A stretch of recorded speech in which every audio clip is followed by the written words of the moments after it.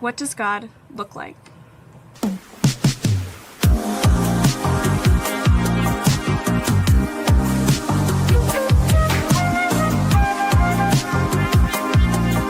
What do you see?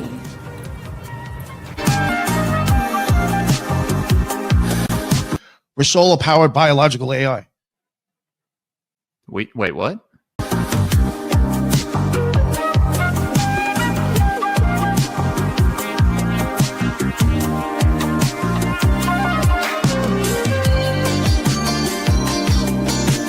These ancient adversarial entities, I think it's the very same ones that rebelled against God and were cast out. They were sent here to guide us in antiquity, and they took advantage of that and just masqueraded as gods.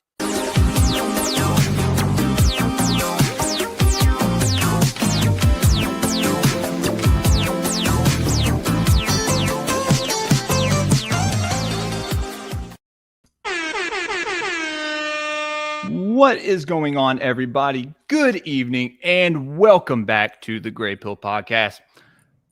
Happy holidays. I am your host, your holly jolly host, Jules, the Mississippi mystic, the Elohim etymologist, sound scientist.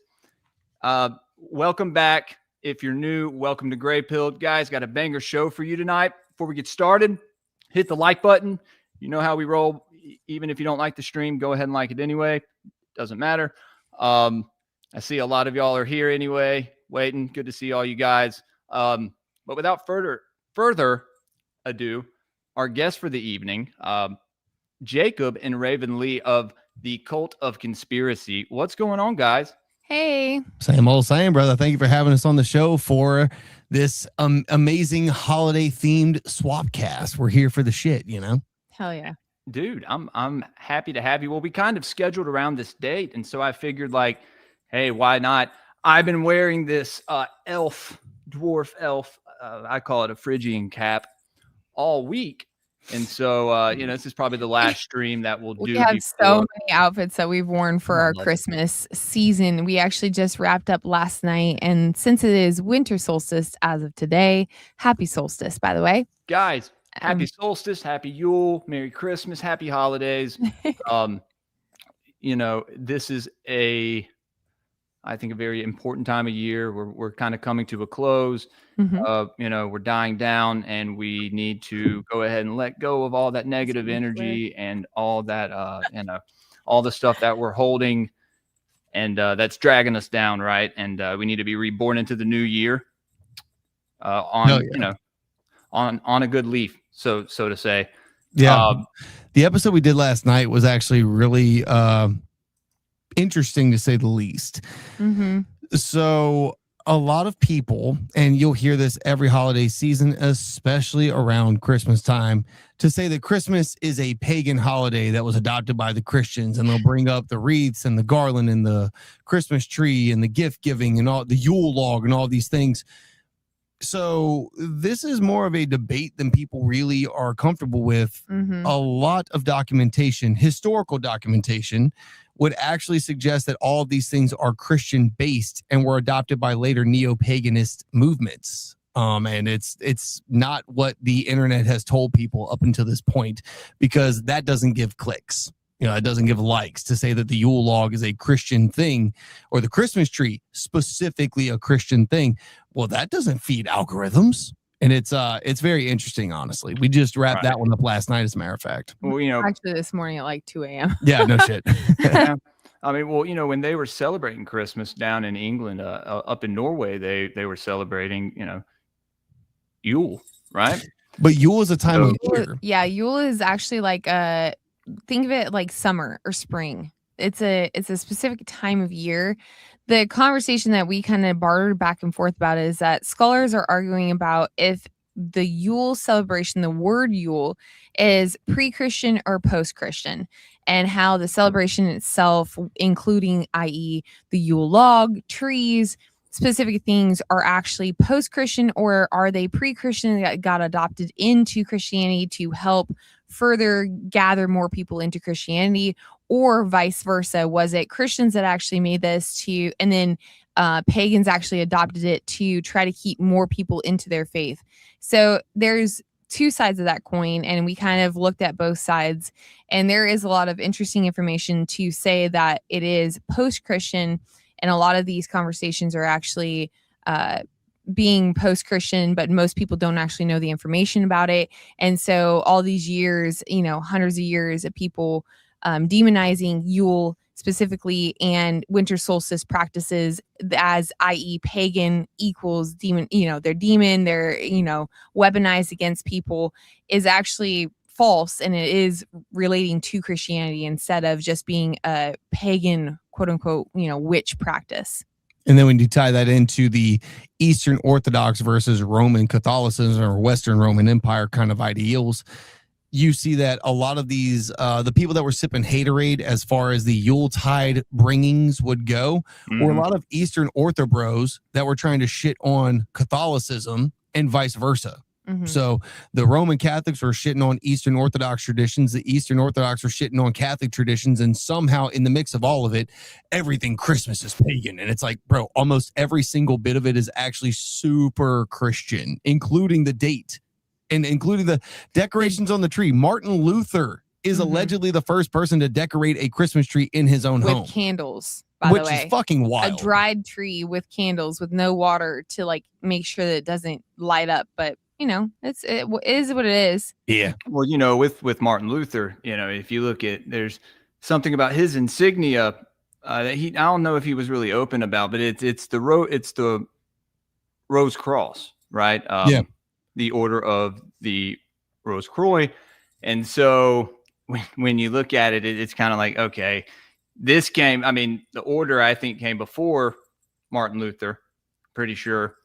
And that symbolism has been going back much further than that, I think. But, I didn't know that.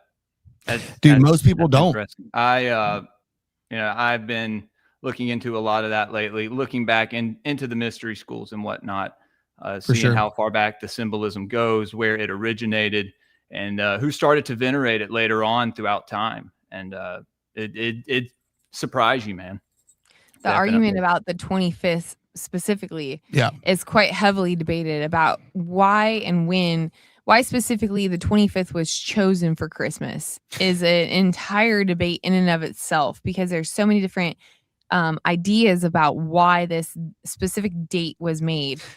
And all of the ideas as far as it being somehow pagan in origin, there is at least some trail of breadcrumbs for a few of them, but most of them make no sense whatsoever. Sol Invictus, most of his celebrations were in May or August. Saturnalia, that wrapped up. The latest date possible was by like December 21st or something like that. Yeah, 21st. And it was anywhere between the 14th to the 23rd, I believe. The winter solstice always has ended by the December 21st or 22nd, never the 25th. So around that time is argued, one thing. But that was argued though because of the different calendars. The Gregorian versus Julian calendar. So that is the potential. That is the most likely ... that could be potentially tied to it. But I also think that there's way more of a trail of breadcrumbs to the theory. And I don't necessarily agree with this theory, but at least this was why it was such a prevalent theory in the beginning. To be a quote unquote holy man in the 1st, 2nd, 3rd, 4th, 5th century AD meant that you would live a super equitable life and ubiquitous life, meaning that you would have everything super equal. So you would die on the day you were conceived. Which is the wildest thing. How the fuck did they know when they were conceived? And that makes no sense. That to me. Y'all have heard that theory where you're able to see when and how you're conceived, and you're able to pick your parents based on that. Possibly, which we wouldn't be able to remember. Well, considering though that a lot of people don't understand that sperm can actually live in the cervical crevices of the cervix itself for up to 3 months and will be nourished by the women's body until the egg gets just right, and the women's body decides to be like, okay, cool, this sperm that I've been nourishing for all these months, now I can release it back into going and fertilizing the egg. There is wild things that actually happen. And so you could be having that sperm inside of you for up to 3 months, just chilling and being fed. One sperm alone. It only takes one. And then as soon as the egg gets close enough, it can fertilize it. So your whole like, hey, I know when exactly I was conceived is out the complete window when it comes to wild things that the female body can do. Pull out, kings. Pull out. I was going to say, is that the same thing with women who are very promiscuous, who have sex with maybe 2 men in 3 months, right? Like a 3-month period. Oh, bro, I personally know a woman with twins from 2 separate dads. Wow. It's very, very rare. But it does happen. It is a very Dude, extremely, crazy. so it is a very extremely rare thing. You can, in fact, drop 2 eggs back to back that can be fertilized with different sperm. There is a lot of different things that can happen, and it has nothing to do with promiscuous. Sometimes it can. For the record, this woman that I know was a devout slut, and like this was a gangbang. I didn't want to say happen. But I mean, but to say that has anything to do with it, no. You could be with your partner and have sex with them one time without a condom, and they come inside you, or they half pull out. Yeah. And then that sperm ends up chilling in your cervix for all these months until it decides that it's going to fertilize the egg.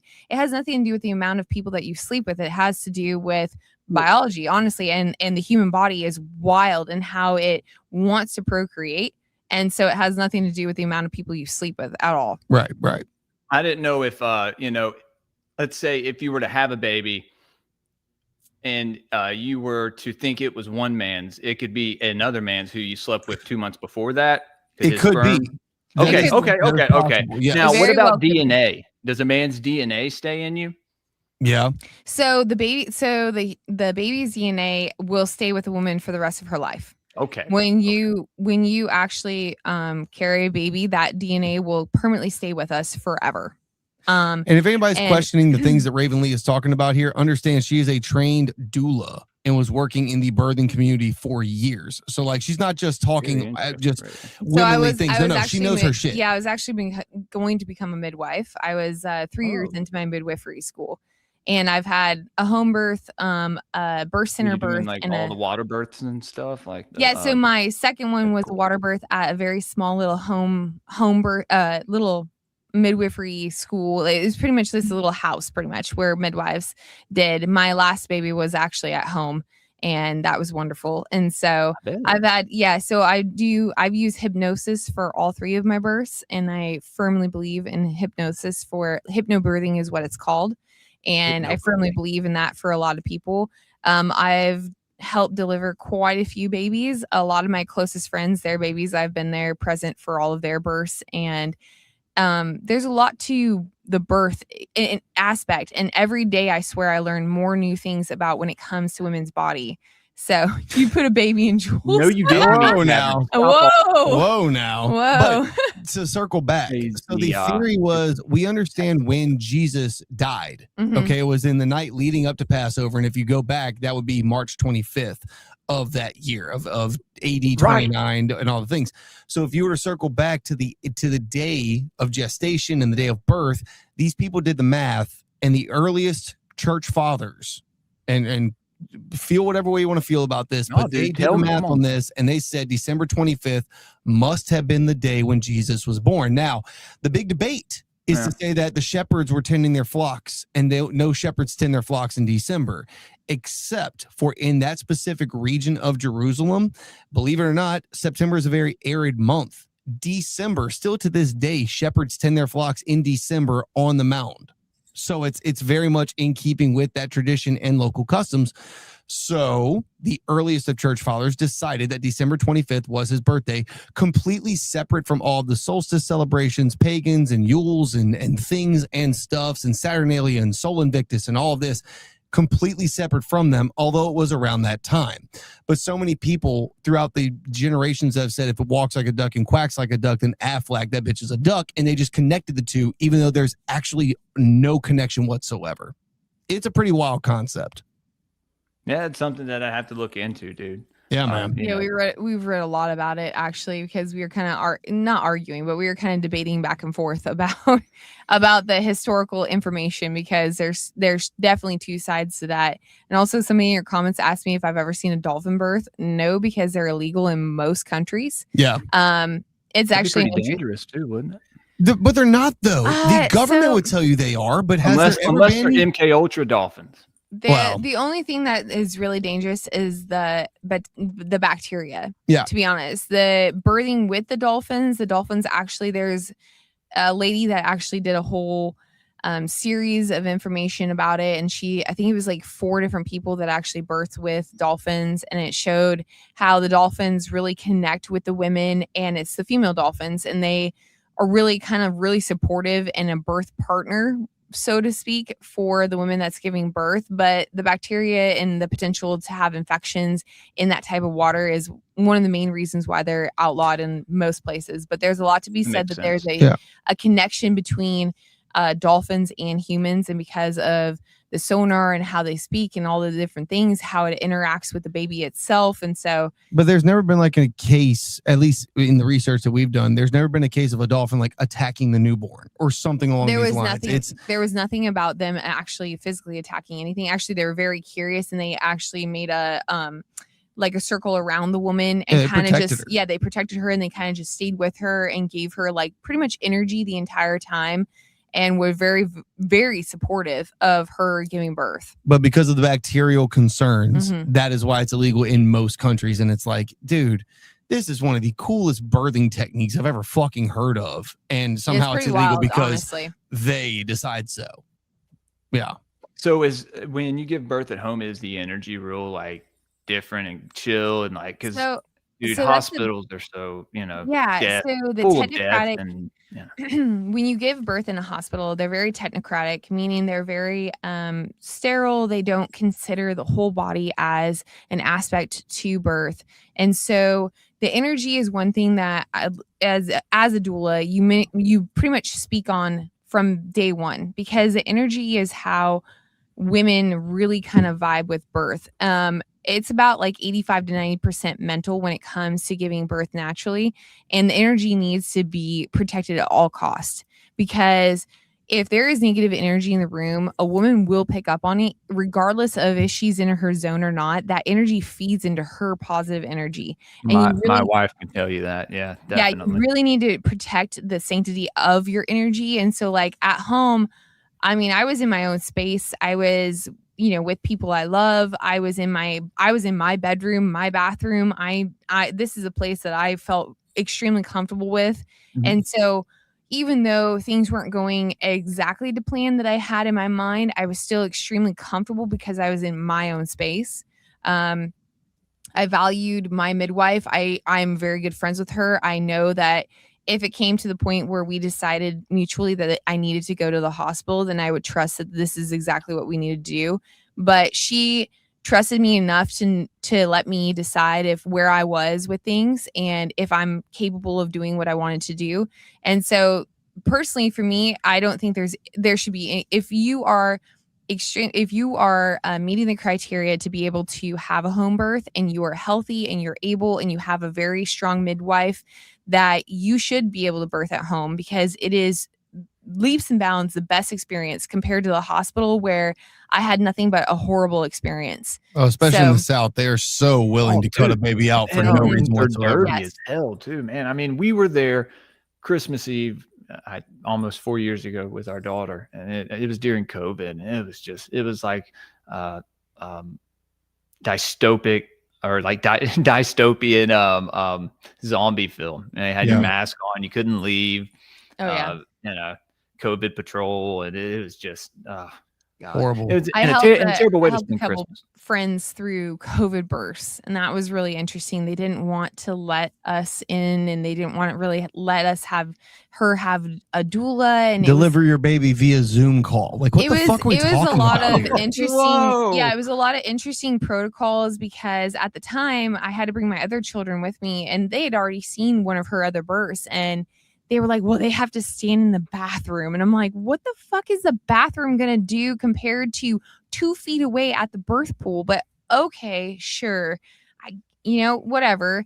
So, I mean, it's an interesting thing. Now, home births are not for everyone. There is a lot of regulations each state has different regulations in regards to being able to have a home birth. You need to really make sure that you do your research when it comes to your midwives and that they are really good, honestly, because there is some, shitty midwives, just like there's really terrible OBs and doctors that will cut you open for no reason. They will do episiotomies for no reason. And so there's a lot to the birth culture, specifically in America. We spend the most amount a year globally compared to everybody else on birth, but we have one of the highest neonatal and maternal morbidity rates out of anybody else. Yeah. And so it's a really fascinating thing that nobody really wants to get into and talk about, and how what the fuck and how it affects a lot of different people, especially minority groups like Black and Hispanic have even worse rates than white people do in a lot of different areas. So it's just one of those things. Yeah. Well, so I was going to say, guys, go over where can people find y'all, man? Because you don't have a YouTube. No, we got You're not on YouTube. No, we don't have our YouTube. Yeah. So Not we got, yet. We And got I'm kicked on off of Rumble and in YouTube. I mean, 2020. I have Spotify and Apple Podcasts, but I don't, I get like hate mail there, basically. Oh yeah, there no. So here's what I learned: the hate comments and the love comments hit the algorithm the same. All they see is a hit is a hit is a hit. Yeah. So we tell the haters, like, look, dude, haters gonna hate, taters gonna potate, and as long as y'all keep commenting, we keep growing. It's insane, and these people know that. We have prolific haters. They listen to every episode we ever put out just to shit on us, and it's like, thanks for feeding the algorithm. Like, that's dope. Cool. Yeah, Go well, for I it. had we were on the me and Nick from the Occult Rejects went on the Divulgence podcast yesterday, and someone was in there just being a dickhead and just spamming Nick's chat, just calling us all sorts of things, and I had to kick them. You just have people show up sometimes that You'll have that. unwelcome. It happens, but So yeah, we got kicked off of YouTube in 2020 when Jonathan and I had this show, and we had no intentions of doing this as a full-time career path. It was during COVID, and we were talking about people really need to do their own research as far as getting a vaccine goes. It did not take long for us to get completely shut down, banned from YouTube, to the point to where if I go to Jonathan's house on my phone, on my own personal YouTube, I can't even like a video I'm watching because they're tracking his IP address for his Wi-Fi. That's how much YouTube hates the cult of conspiracy. So we're not on there. Rumble, everybody told us to go check out Rumble, but I mean, honestly, to what end?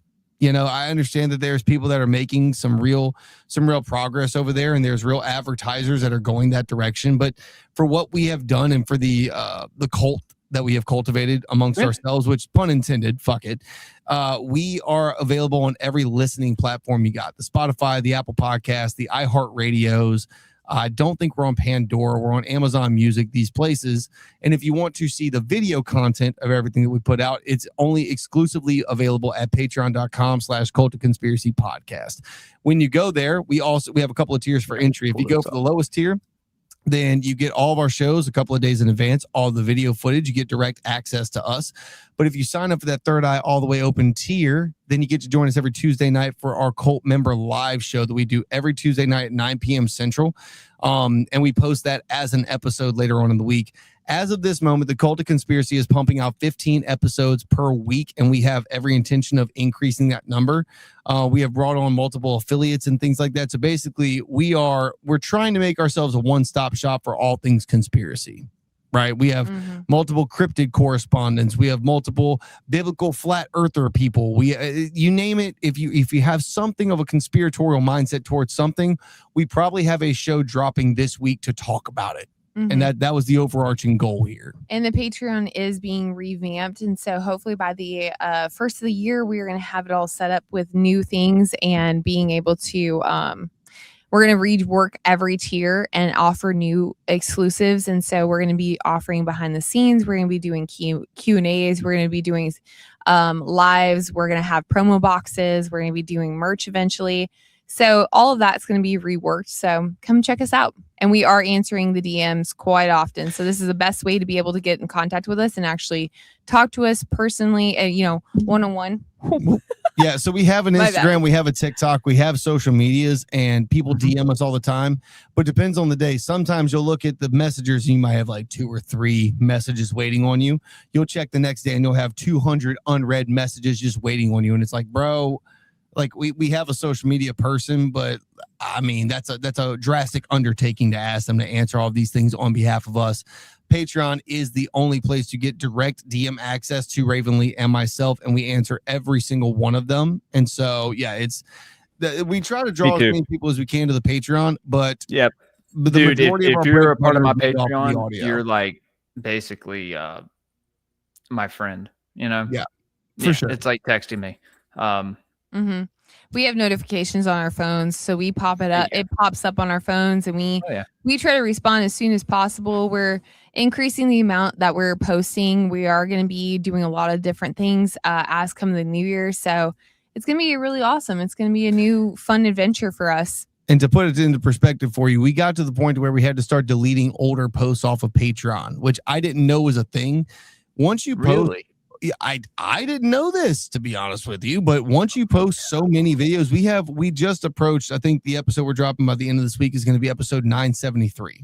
So right? do you stream to your Patreon, like through the Patreon?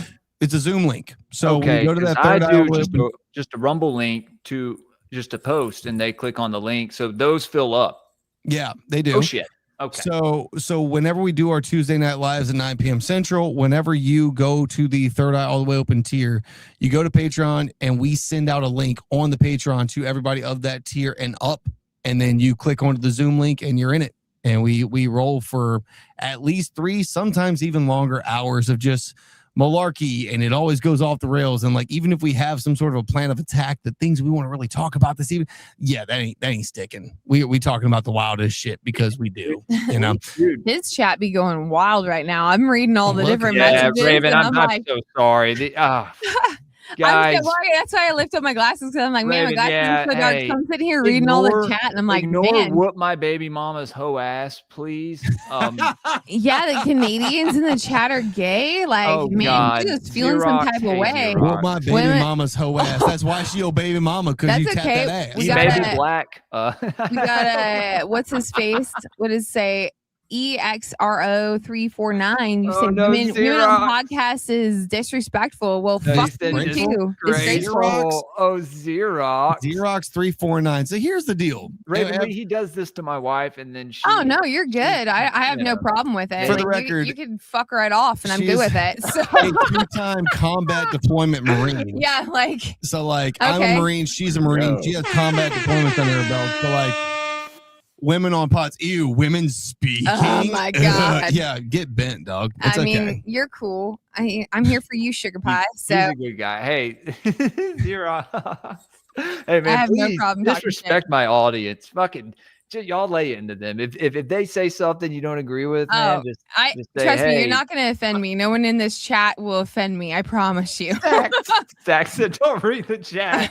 Don't read the chat. Someone suggested one time, they said, hey, Jules, have you ever thought about going and turning the chat for like the option for your guest to view the chat off? And I was just like, no. Oh, it doesn't bother me. It cracks me up. I'm just like, cool. I figured you'd All laugh. Right. I figured eventually you'd be like, oh, wait, these people are retarded. Because they are. I mean, to be honest with you, though, I've heard so many people like, well, the most successful podcasts on earth don't have women hosts, blah, blah, blah. Yeah, there's a reason for that. You guys are crushing it, dude. The reason for that is because up until recently, podcasts like talk radio is predominantly listened to by males. There are hundreds of female-led podcasts that are killing it right now, making 6, if not 7 figures a year doing podcasting. Well, shout out our girl Cosmic Peach, dude. Fuck yeah. I like that. We got Cryptid Women's Society on our show. We have Julia. We got Heidi Love and Deplorable Janet that also drops episodes on our channel. So like, no, shout out Janet, man. No, I was on a show with her years ago. The Cult of Conspiracy is as equal opportunity, and I don't mean DEI. I mean actual equal opportunity. If you can put in the work and put out good content, I don't give a fuck what you have between your legs or what skin color you are. We just don't actually give a fuck about that. I say years ago. I It love feels the like chat years right now. ago. It was Somebody only says when- I laid down the gauntlet of a challenge. Somebody else said I could No. easily offend you. Yeah, look, I'm here for Guys. you. Like, go ahead. Good luck. Go ahead. I Don't mean, get mad when she out roasts you. I Just mean, saying. I'm here for it. Never Challenge, goon. challenge accepted, bro. Let's go. I'm here for you. Pew. It's just hazing. Don't take it seriously. Again, Oh, we're trust both me, I we're both don't. Marines. We understand Don't. hazing, dog. Oh yeah. Jesus. I Anyway. love the comments are like boom, boom, boom, boom. Oh, now that you put down the fucking challenge, they're like, Oh, okay, let's see The who guys can are one like- up the each guys other. are like, Man, let's I'm go. telling you. Fuck this bitch. Yo, I'm here for it. Go ahead. It ain't gonna bother me none. She's drinking red wine out of You a can fucking roll with the big Grizz dogs, Off guys. Grizz moose mug. You think Raven's she gives good. a fuck about you, dog? Like, bitch, whatever. Well, Yo. but yeah, back to what y'all were saying about, you know, the reason I look at it, because look, you have to septim, right? Septim, what is it? Decem means 10, doesn't it?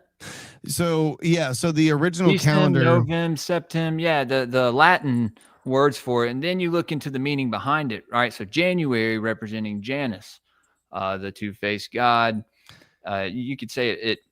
You know, this is the occult kind of meaning behind So, it if you look into it. When you look at the transference between the Julian calendar and the Gregorian calendar and what months were added and why, these are all based off of the Hebrew calendar, which is a 13-month calendar, which is the lunar calendar, right? Mhm. And so they changed names to better suit their Greco-Roman ideals. But I mean, either way you slice it, yeah, at one point in time, the calendar had 10 months and it was like 38 days a piece. And like, it depends on which section of time you're talking about. But per the AD time frame, right, we were operating under the Julian calendar, then changed to the Gregorian calendar, but they backtracked it to December 25th as the time. And I don't necessarily agree with that either, for the record. I don't disagree. I don't know, but it seems kind of silly that they would assume because he was a holy man, he had to have died on the day he was conceived, because obviously, like, well, yo, how is that fucking obvious? But like, Right. okay. Right. Well, I mean, I just, you know, with like the end of the year is, I don't know, it's supposed to be in the dead of winter. And then, you know, spring is kind of the rebirth of nature. Right. And so, I don't know, it's, you can't, you know, you could say it's the calendars, or you could say that, you know, maybe, I don't know. Sometimes I don't know if some of these people knew what they were interpreting, man, especially when you get into, you know, where this stuff, as far as it goes back to like all the Hebrew mysticism that started, you know, Judaic, or, you know, Judaism, and We have a Islam, Kabbalah Christianity. episode coming out soon, man. I'm excited about it. Well, it you know, it comes from Zoroastrianism, because they were, you know, King Cyrus had them in prison. Well, no, Cyrus for a released them from prison. Cyrus released them from the Babylonian enslavement. Okay. So, he released them from prison, but they spent time in Persia, right? This is where they adopted. No. So the Hebrews never spent time in Persia as far as that goes. They spent time in Egypt as captives, which is where the Kabbalah stems from originally. Then you have the Babylonian Talmud, and then that's from their time in Babylon under Nebuchadnezzar. And then Cyrus the Great, keep in mind, and I've talked about this a good bit before, Cyrus the Great is only called the Great in the history books because the Jews called him great, because not only did he free them, but he commissioned all of the neighboring lands and tribes to donate wood and resources so that they could rebuild their temple. So not only did he free these Hebrew dudes, he also instructed, like, Lebanon, the cedars in Lebanon, those cedar trees are cut down to rebuild the temple, which is why the Freemasons have an order called the Tall Cedars of Lebanon, which is it's a whole thing within a thing, honestly. Yeah, but I've looked into that. There's a street over here called Cedars of in Jackson. But yeah, and I've looked into the whole Zoroastrianism. We did an episode on this, as a matter of fact. Zoroastrianism is a very interesting religion. A lot of people will claim that Christianity or Judaism as a whole, having a monotheist religion, is based in Zoroastrianism. bro, when you actually look at their belief systems and how they worship, and even their god, Ahura Mazda. Yeah, Zarathustra was the prophet, but their god's name is Ahura Mazda, but he can also perform his acts in the form of 6 other gods, sometimes 7, depending on the interpretation. It doesn't line up to actual Judeo-Christian values whatsoever. It's interesting to look at another monotheist religion that's just a skip and a hop away from traditional Judeo. Not gonna like sidestep that, but it's very different. It's not like saying like, oh, the Greek gods and then the Roman gods. It's a 1-to-1 translation. They just changed the names, but it's Zoroastrianism and Judaism are. I would say we're not even comparing apples to oranges. We're like comparing apples to tomatoes. I don't know, man. I'd say that Judaism wouldn't even have its concept of angels and demons if it wasn't for Zoroastrianism. What do you mean? Because even in Zoroastrianism, they don't believe in demons. They believe in what's the name of it? It's like evil spirits, but they're not demons, and they're not necessarily from the God itself. It's more like out of people's egos that manifest these things. In Judaism, the demons come from fallen angels themselves that do come from God or the divine realm. Right. So there's a few comparisons, no doubt, but it's kind of, that's like saying that Nordic paganism is a very, very similar to Hinduism, and it's like I could see a few comparisons, but we're also drawing some pretty drastic conclusions on that statement. You know what I mean? Right. Yeah. Well, this is I think that it goes back further than that. I don't think the Earth is 2,000 years old or 6. I think it's a lot older. I just got in that debate with somebody the other day, as a matter of fact, a Catholic boy. I'm not Catholic, for the record. I'm non-denominational and not a very good one at that. I'll be very honest. But he was trying to talk about how like Mary died a virgin, all these things. I'm like, yo, Jesus had like 5 brothers and at least 2 sisters we know of. What are you talking about? Well, where does it say that? And I like showed him the verse where it talks about that. He's like, well, she didn't die. She ascended into heaven. I'm like, where are you getting that from? Bro, like, show me the verse kind of thing. Then we talked about the age of the earth. Could the earth be 4.6 billion years old? I don't know that for a fact, but I know for sure that the earth is at least 20,000 years old. We have found so many human records. And as a matter of fact, Raven Lee was on an archaeological dig site where they were finding human settlement remains. And I don't mean like just stone etchings, clay pottery, weapons that were being flint napped out. And these were being correctly dated to 12,000 BC. So to say the earth is 2,000 or even 6,000 years old, that's fucking ridiculous. I don't know. That's just us, though. And then you find Doggerland, which is a whole other conversation, which I think is actually Atlantis. Really? Yeah. Doggerland, I think, is the traditional Atlantis that Plato was talking about. Man, I wish you guys were reading this chat right now. I'd rather not. These people are just kind of losing their shit, which is cool. It's fine, guys. I'm assuming it's just them trying to one up each other on who could be most offensive. Oh no! Maybe they got silent. One of them said that they would rather hear a 10-year-old boy speak than a woman. That's pretty pedophilic, dog. Good I'm reading call. your chat. I'm just being quiet because they're talking right now. It has nothing to do with me holding my tongue. I promise you. I'm not just going to be rude and interrupt just to talk shit to somebody. So, wow. Do not read the chat. Meat cavern. Yeah, I appreciate that. Yeah. That's I think second or third person that's told y'all. Oh no, I'm just watching it as it goes on. I'm just like, well, that's cool. People are gonna you know. Haters are gonna hate and taters are gonna potate. Trust me, I'm 1% of the Marine Corps. There's only 1% of females in an all-man show. I promise you, the chat's not gonna make me feel any type of way at all. Well, let's see. Yeah, thanks, guys. Thanks for warning them. I think they know. What's up, Jacob? Good to see you here, brother. Like I said, guys, like the stream, share it with your friends, maybe not your family, but get it out there. Get it out there. Yeah, man. I don't know. You know, when I look at the Bible, I see it esoterically. You know, man. And my spiritual, journey with Christ. I see these symbols in my everyday life. I have hawks land on the roof of my car, and I'm like, what is happening here? And then, you get in and you look into what is it called? The study of let's see. Let me look it up. real Symbology. fast. No.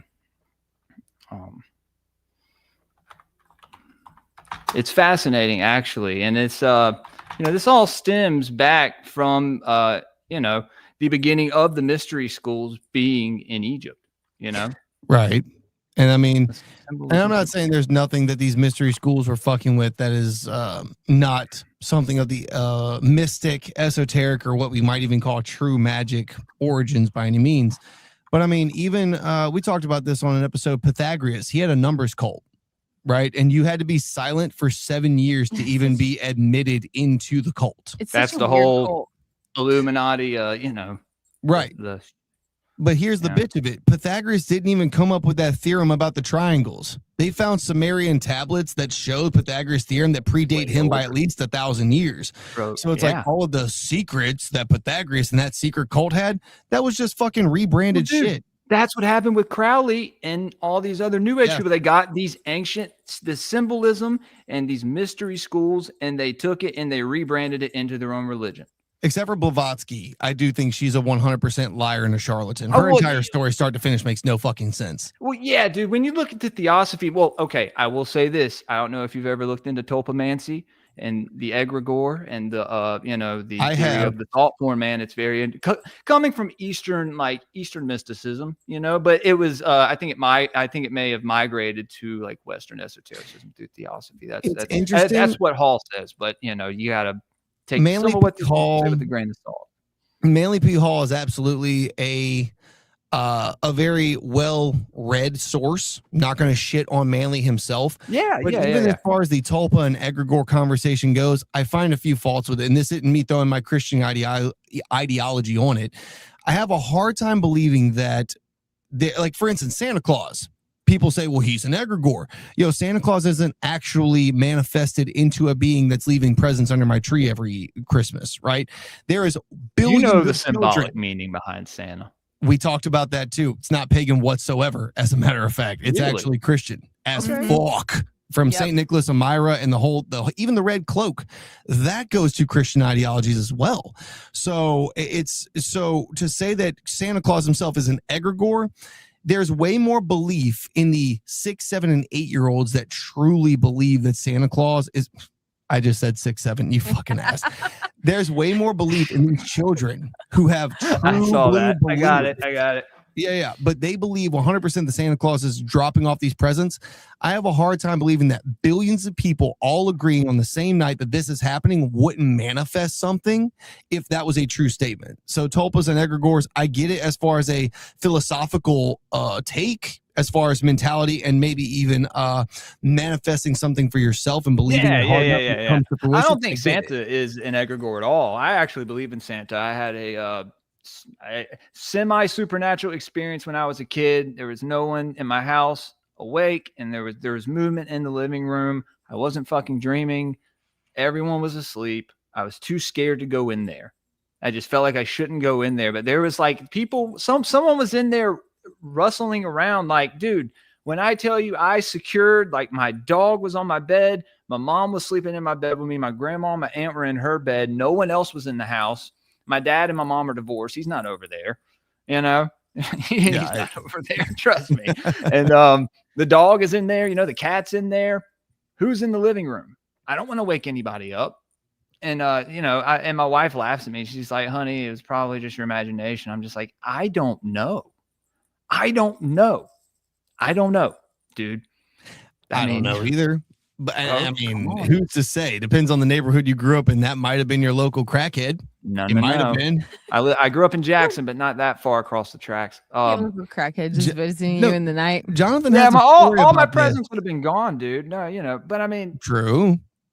Very true. Jonathan has a story about this where we were shooting an episode and he was editing or whatever, and he heard something at his door. And so he goes and checks it out. Nothing's there. He goes back and he hears another knocking at the door. He goes back. He calls the cops, and the cops make a statement of like, "Are you sure it was human?"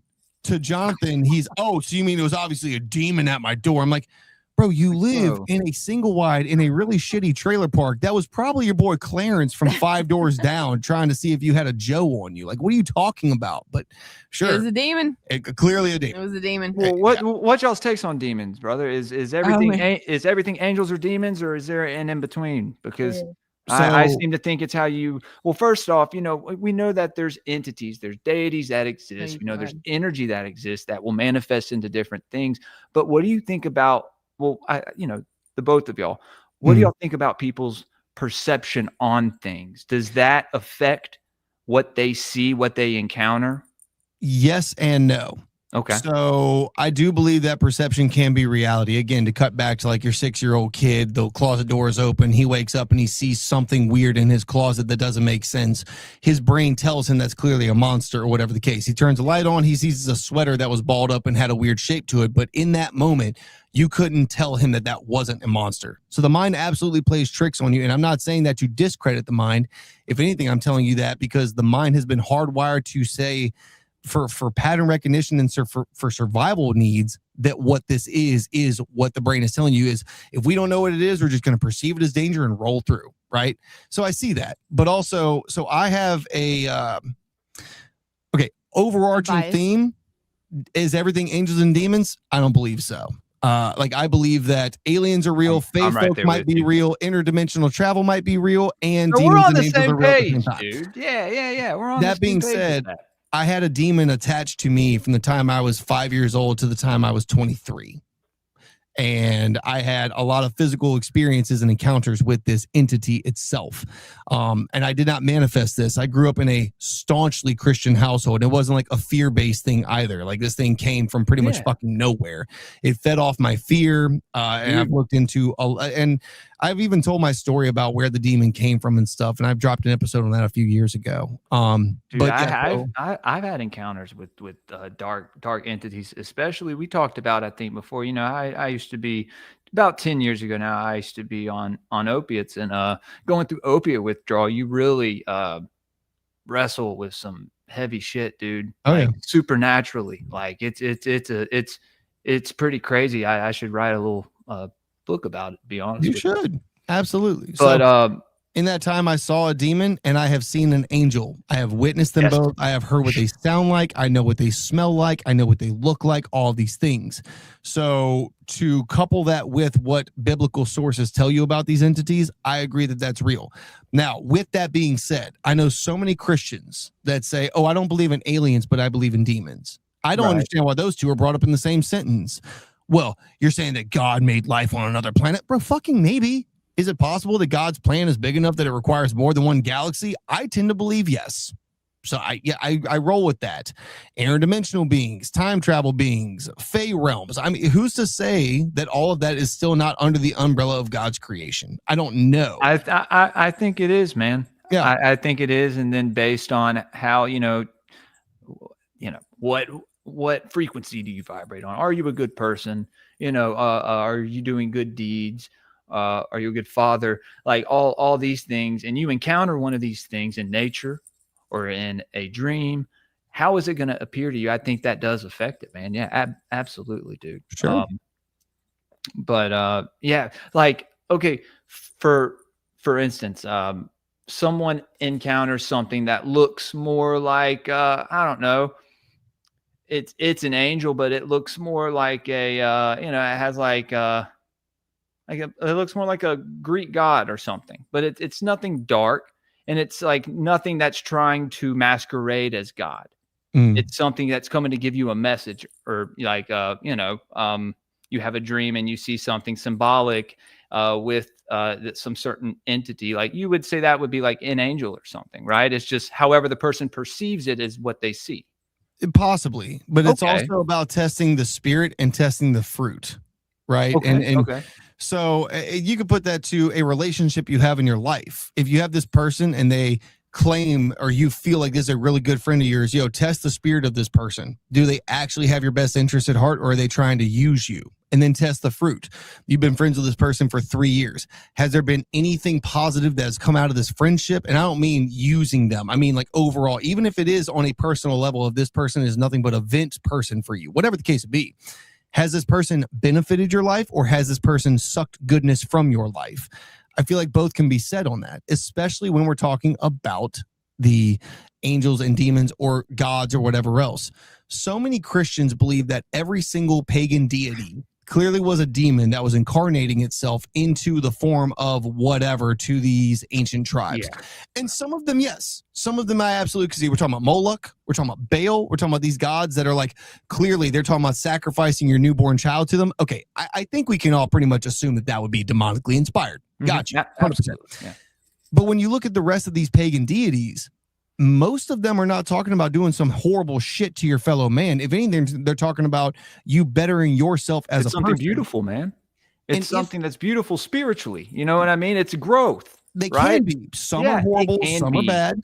And so I feel like saying that all of these pagan deities, they're just all demons, you are just ripping the rug out from under thousands of years of cultural heritage and tradition and Absolutely. anthropology that led this culture to becoming what it was. Absolutely, Jacob. Yeah, I feel like, yes, both can be Dude. true at the same time. Yeah.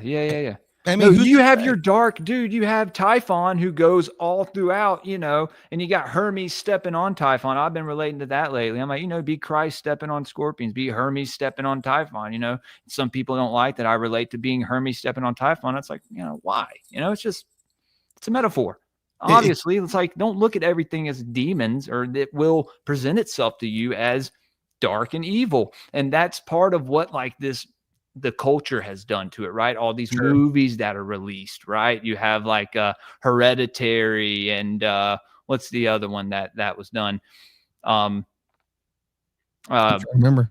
Midsummer. And it's like, yeah, these things may have wild happened. movie, dude. Well, it's like these things may have happened, but it's not all of it, right?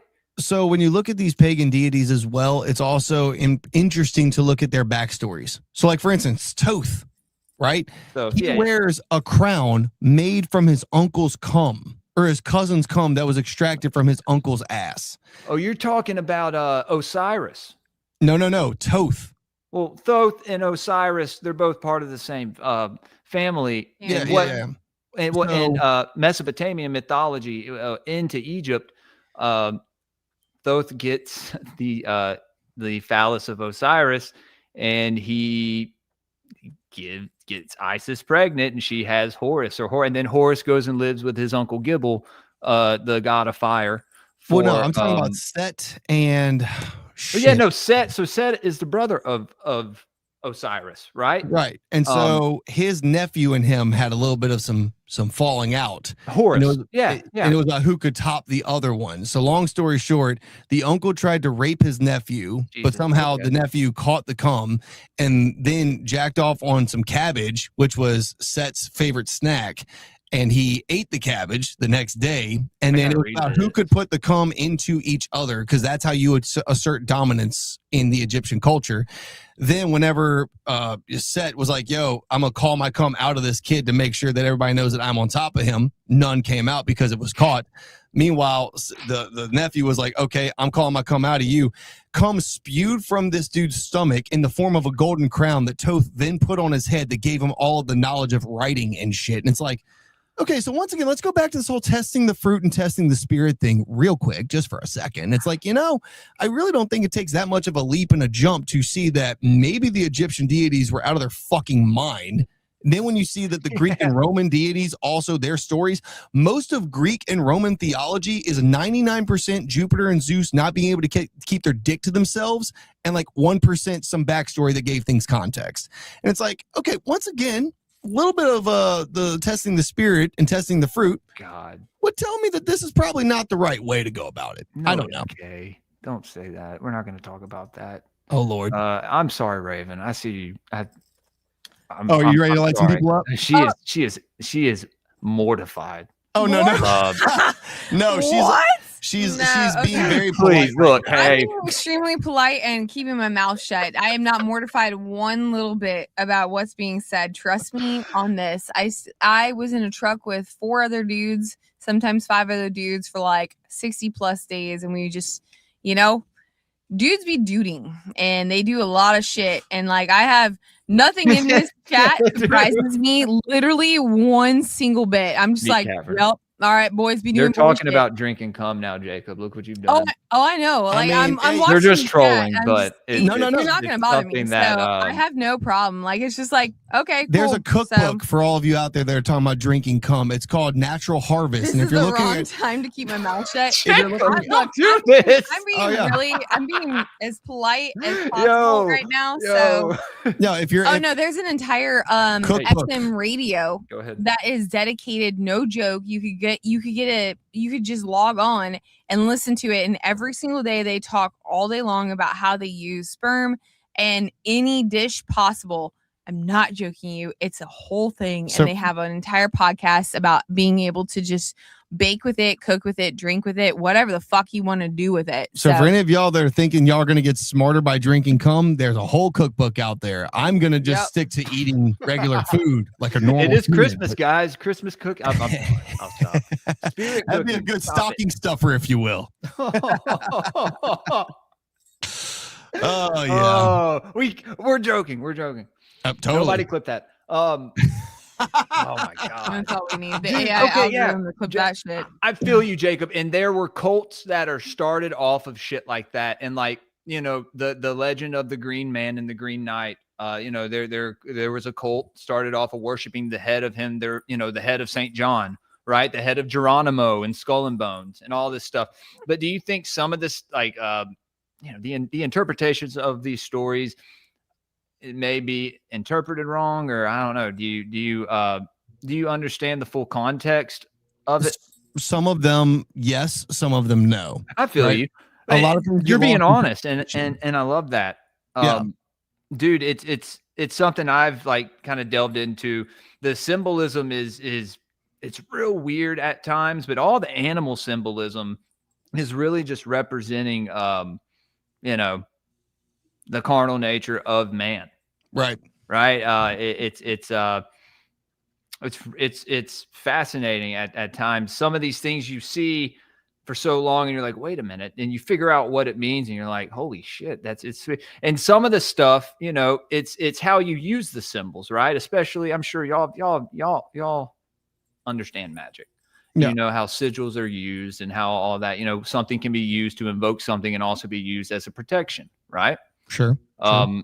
So, you know, it's just, I think intention is a big part of that. And I think that's something me and you have agreed on in the past as well, Jacob. I mean, like the swastika is a perfect example of that. In the Hindu culture, that was seen as a symbol of friendship, universal and peace, and all of these things. Cut to the little mustache man from Austria, who was a failed art student and a massive piece of shit, turned it just ever so slantly, and now it is forever associated as a symbol of hatred. Like, that doesn't take away from the Hindu and Buddhist ideals as far as what that sigil represents. But culture, just like language transfers over time. So does symbols and sigils and all these things as well. Intent has something to do with it, but at the same time, it certain things, once they're out and once they have been put into a negative light, there's no way to like reel that back in from the court of public opinion. And that's unfortunate, but at the same time, it just kind of is what it is. And that's when the egregore comes into play. It's like the whole idea of it changes, right? Yeah.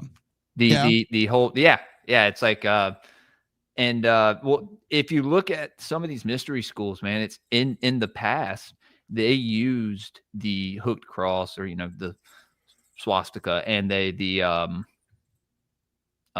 sigil of Solomon, in tandem, like they used it on top of each other. Right. And if you look, and I've talked about this, especially from my youth, at gang culture and gang symbolism, it's the same thing. It's like they're fighting. They have these guys literally sacrificing themselves on the streets with all these sigils tattooed all over themselves. Mhm. And they're killing each other, and it's for this greater cause. It's something going on in another realm, right? Right. Definite black magic. And I mean, I could pull you, not on stream, but maybe some stuff in private to show you some of these symbols and like really what they mean and how it's Oh no, there's all kinds of connections as far as gang symbolism goes, but especially in the cartel world. There's a reason why cartel members wear the ring or the sigil of the Dia de Muerte. right? Or the angel of death. Angel of death, yeah. And then you look at not all cartels, but there is a few key cartels that the top dogs of them are absolutely doing this for not evil, not dark, no, satanic, by their own admission, for satanic ritual purposes. And that is what is their driving factor. That's why a lot of these cartels are not just into the drug running and gang violence. That's why they're also into the pedophilic regard, into the human trafficking regard, and all these things. Right. They tie these things together in service of Satan by their admission. That's not Jacob's opinion. That's their own words. Mm-hmm. I mean, not all street gangs do that, right? There's a few of them that are out there that just for commonality or trying to make a buck or whatever the case is. There's, like you said earlier, it's there's a little bit of both going on at the same time. And unfortunately, a lot of things get roped into the same grouping. And I get that. Well, but yeah. He's saying 5 and 6 point stars. Yeah, you look at the Volt is 6, People's Nation is 5. All their stuff they call to Allah. That's another great example. The 5-pointed star, the pentacle, that is a Christian symbol that people immediately assume is uber satanic and all these things. That is seen as the 5th sigil on the scroll to bring about the end times. That is what that comes from originally.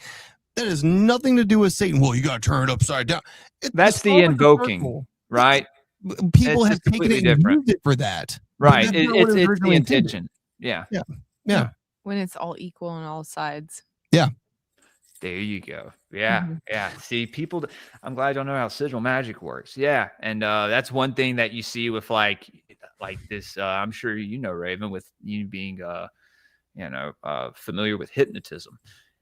These people, these elite people on the main stage, they put these sigils out there and all this stuff, and it's in people's subconscious, right? And they don't know. Have you seen the Zach Brown Band concert that they just did? No. You haven't seen it yet? Yeah, pull it up because it's wild. So a lot of people Brown Band in the dome in Las Vegas. In the dome in Las Vegas. And so a lot of people were talking about that it was the firmament. I can never say that word right. He basically made a satanic ritual. It was like breaking it on the outside of it, but on the inside you'll see it's like thousands of little, it looks like little people or demons or whatever in chains, and then the big demons are all about it. He's wearing a demon crown. It's a whole thing. People are kind of losing their mind over this. I don't know when Zach Brown went from, I like my chicken fried. I don't know when he went from that to invoking Satan himself in Vegas. I must have missed the fucking jump that took place, but here we are. And 2025 is just a wild time to be alive, honestly. Oh, okay. Hold on. Let's pull. Yeah, I would pull it up, but I do not know how to share screen on StreamYard. Hold on, honestly. I particularly use Zoom for our podcast, or StreamYards. That's why our camera quality is shit also, because my camera can't sync to StreamYard. So I'm using the you one would click the plus button on there, but here I can pull something up on it. Let's see. I can pull something. Oh, okay. Here's a good one. Let's pull this up real fast. And then I know y'all had Julia on. I don't know when. What was it, yesterday? It's been a hot minute since we had Julia on. I know she drops episodes every Saturday on the Cult, but so she drops them on the channel. Yeah, she's one of our affiliates. Okay, because I know her and Tim are right. Tim Constantine, Julia. Shout out Tim Constantine. Yeah, he's supposed to come on soon, man. Josh Monday, Deplorable Janet. Hold on. Cryptid Women's Society. Y'all had named them off earlier, but I didn't hear them all. Yeah, we're bringing on Tinfoil Tales. We also have Strange Brew. Fucking shouts out the Reptilian Tom, my boy. Yeah, dude. Good friend of mine, man. Yeah, that's a real good friend of mine. That's good you're bringing him on. Thank you. Oh yeah, dude. We have culminated this cult to be like I said, a one-stop shop for all things conspiratorial, and we fucking love it. And if anything else, it helps get more eyes on more people's content, and that's the whole goal, dude. We believe a rising tide raises all ships, and that's always been our motto. So yeah, that's awesome, dude. Oh yeah, so this is the clip of the Zach Brown. We're gonna put the volume on so we can. I'm not a fan of the music, but yeah, so it's like all the chains around it. Let me mute myself because this is fucking.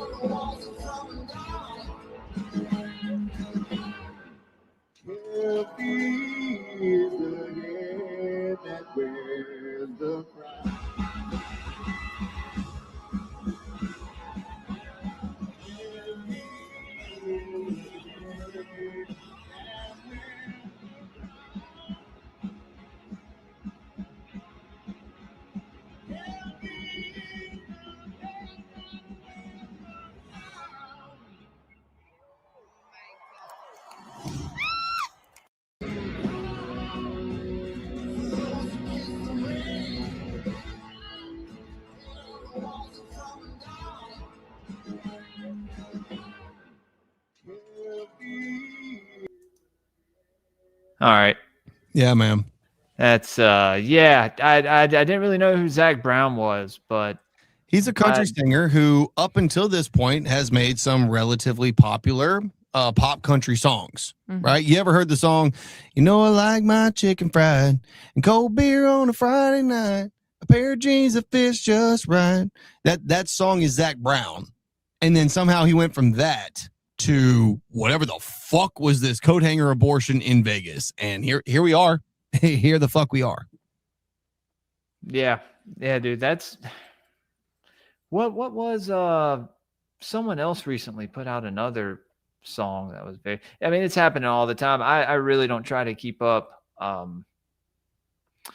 with any new music. I don't know. I find myself listening to stuff that I listened to when I was younger, to be honest with you. Yeah. Same. Yeah. I just can't.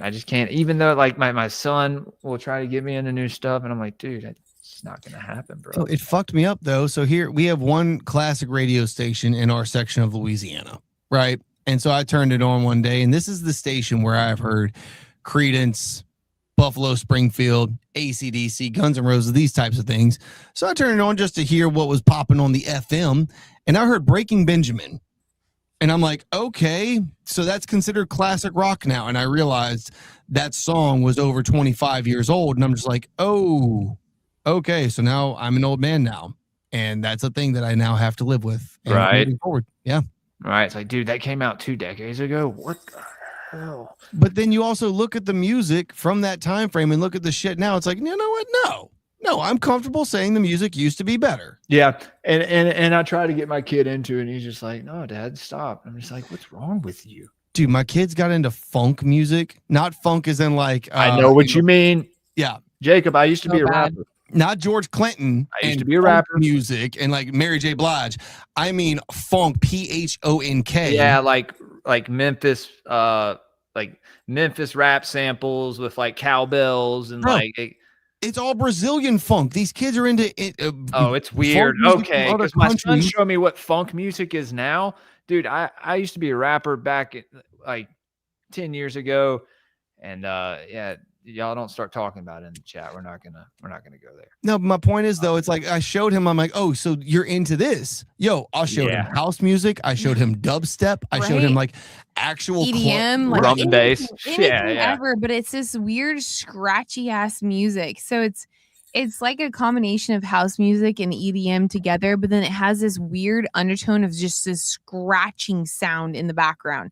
It's like it's dog shit. It's fucking terrible. Do you think there's something like free? It's weird. It's weird how they vibe to it so hard. But then also they were listening to Teach Me How to Dougie tonight. So, you know, we're back to that. So at least we're mixing it up. Nice. For a while they were way too into this. And I'm like, okay, so no, you're into this type. Okay, let me show you some dubstep from back when I was younger. And like, let's roll with this. Oh my God, what is it? Skrillex. Show us some Dat Sick, dude. Dat Sick used to go hard. I remember dubstep. I used to be in it for a few years. Dat Sick was pretty good. Yeah. Once. I mean, I showed them a few times. Nero, Elysium. There's a few. They're like badass. And then they listen and they're like, Dad, this is like old music. What the fuck? And I'm like, you know what, you little shit? Fine. Listen to your bullshit Brazilian funk that you can't anymore. Yeah, you have your fucking garbage, kid. Whatever. Fuck you. Fuck you. But it's not even the principle. Like, it's the back end of it that's just fucking god awful. It's like it's okay. It's decent on some part, but then I'm telling you, the weird scratch part of it is just like it just makes me want to kill somebody. It's so terrible. It's just. Yo, the chat knows what's up. We got Bass Nectar. We got Flux Pavilion. Right? Yes. Flux Pavilion was pretty good. Bass Nectar and all that. Yeah, they and they're great live. Those shows were fucking killer. Yes. Now, that's one thing about jam music. You listen to it on a CD, you're like, yeah, this fucking sucks.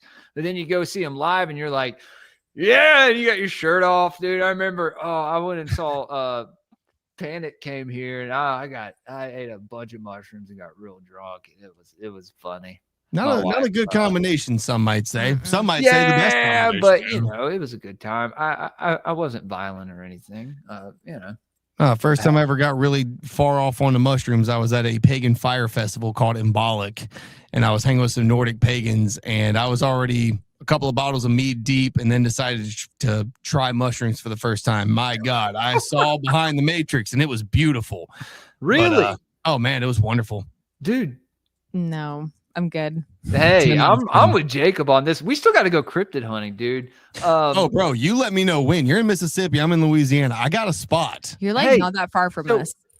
No, hey, we have to get up on that. Seriously, dude. Like, let's get after that. I'm down to go camping, and we'll bring the kids, and we'll make it fucking. He doesn't like to camp, though. He doesn't. I will. He doesn't understand the concept of camping. If we're doing this for content, there's a purpose. I just have a weird feeling about like, all right, let's go to the woods and sleep in a tent, just to sleep in a tent. Like that is fun. Camping is fun. Camping is fun.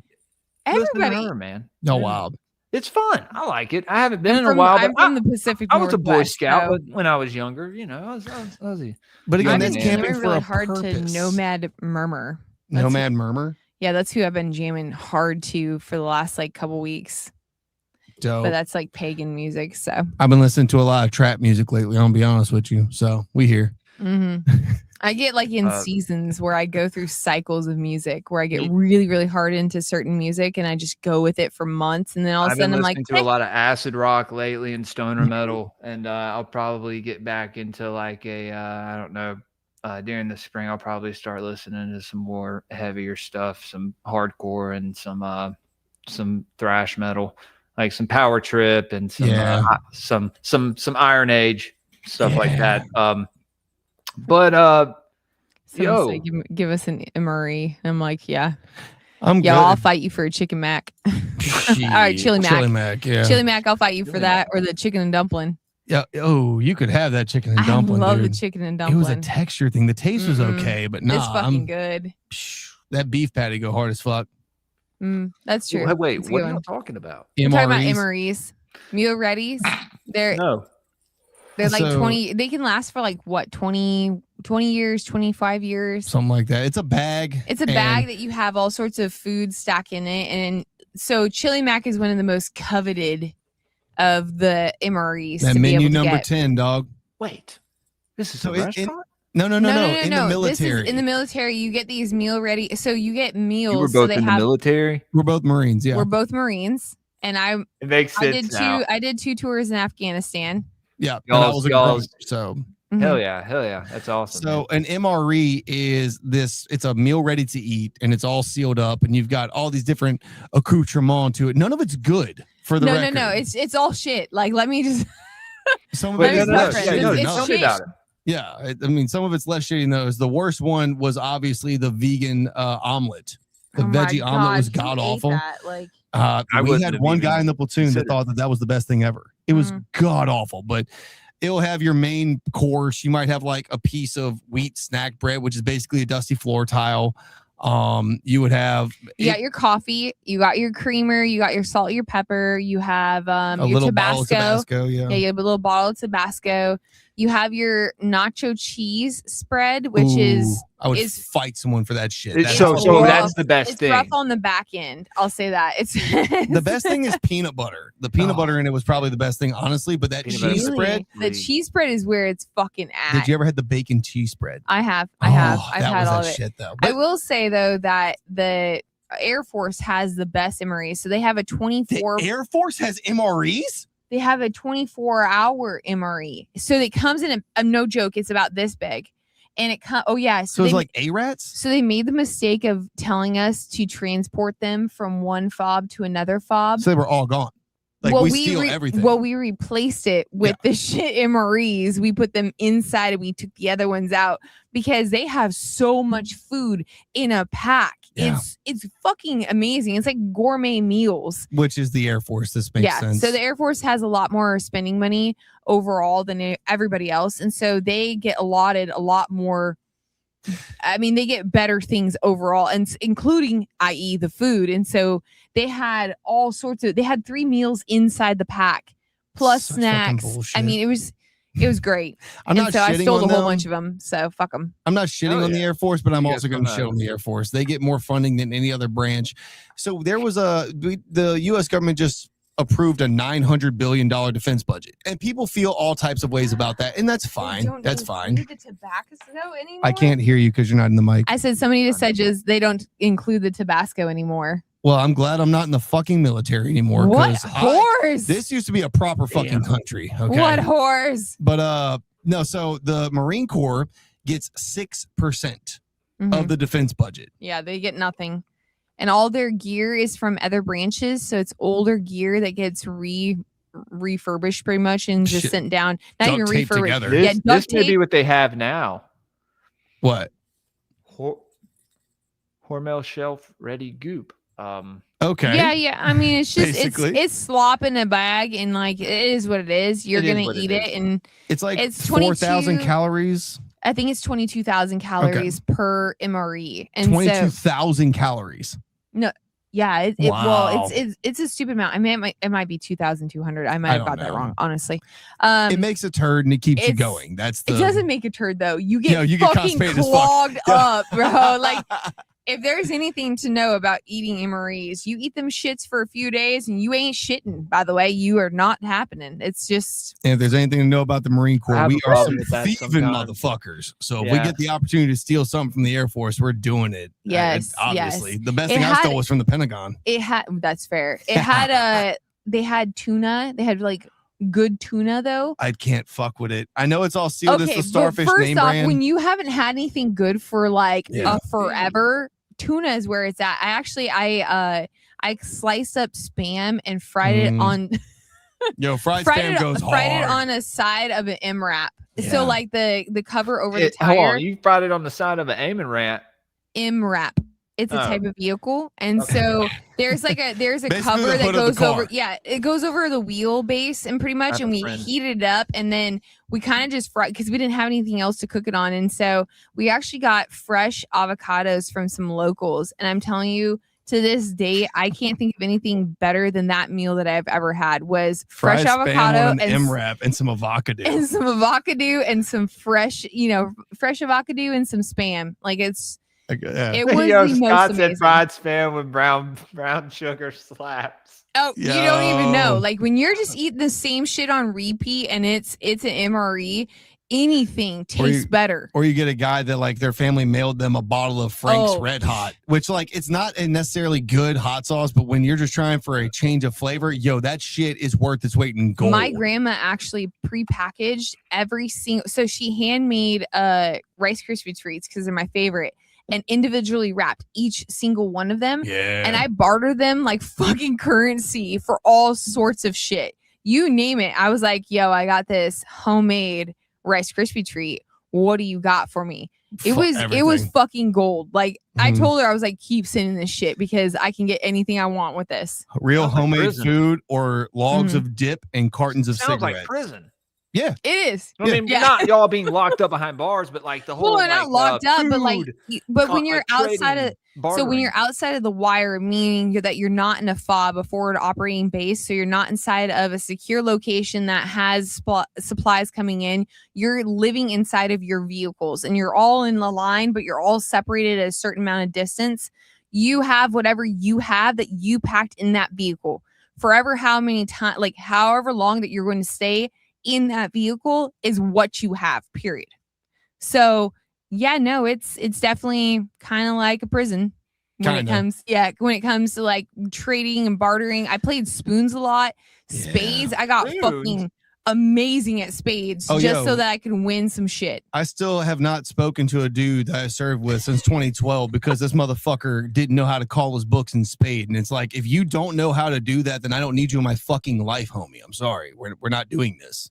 Yeah, spades is a whole thing. Dominoes is a whole thing. Boo-ray is a whole thing. I never played dominoes one time in the Marine Corps. Now, spoons and spades. Oh, we got Skippo and Uno.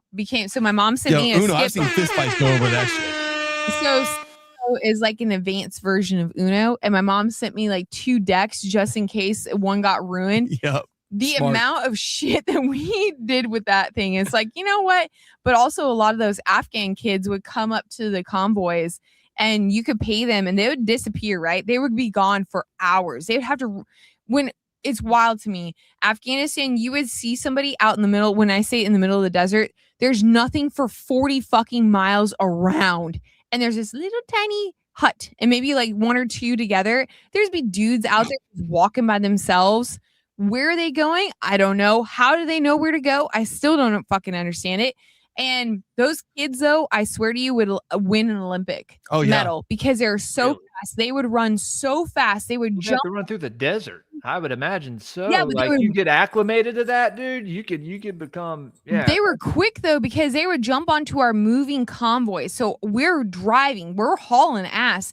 They would run alongside and they would know. They learned where the supplies were, and so they'd jump onto the convoy in the trucks that actually had the supplies, and they would shove shit off and they would jump back off and run off with it because you can't technically obviously shoot a child and they're just stealing like random shit. So, but they were so fast with it.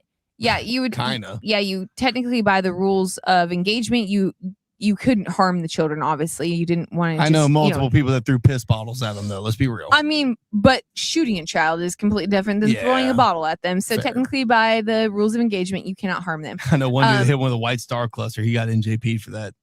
It is what it is. But those kids would bring you. Those kids would bring you back food, though. That was fucking amazing. I'm just saying, it was really good. I actually got to cook with quite a few people.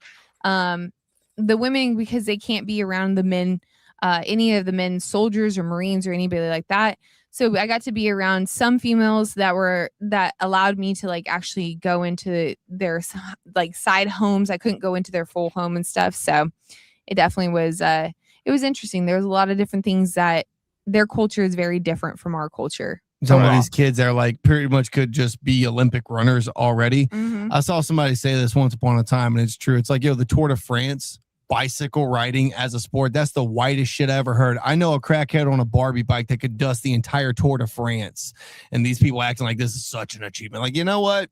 You're right. I see that. I'm also super excited that the Olympics are now getting their, France is you've seen the drug-full Olympics and the drug-free Olympics are becoming a thing? I did not, but I mean, I'm pumped with some of the stuff that they've put out in the Olympics. Some of the news things that they're like flag football. I'm super pumped about. No. Basically, they're letting like crackheads run the 40-yard dash for time. Good for them. So like, basically, you got the Olympics. Everybody's all clean and natural. Cocaine, like, it'd be do an 8-ball, fucking run powerlifting. There's like the clean Olympics, and now they're coming out with the unclean Olympics. And basically, we're just going to push the human body to its limits and see what the fuck happens. Give Usain Bolt crack and see what his new time is. It's like, I like it. That'd be some insane, serious hotties hiding under the burqas. I will say that I did see a lot of human trafficking situations. Women that were full ginger, green eyes in the middle of nothing.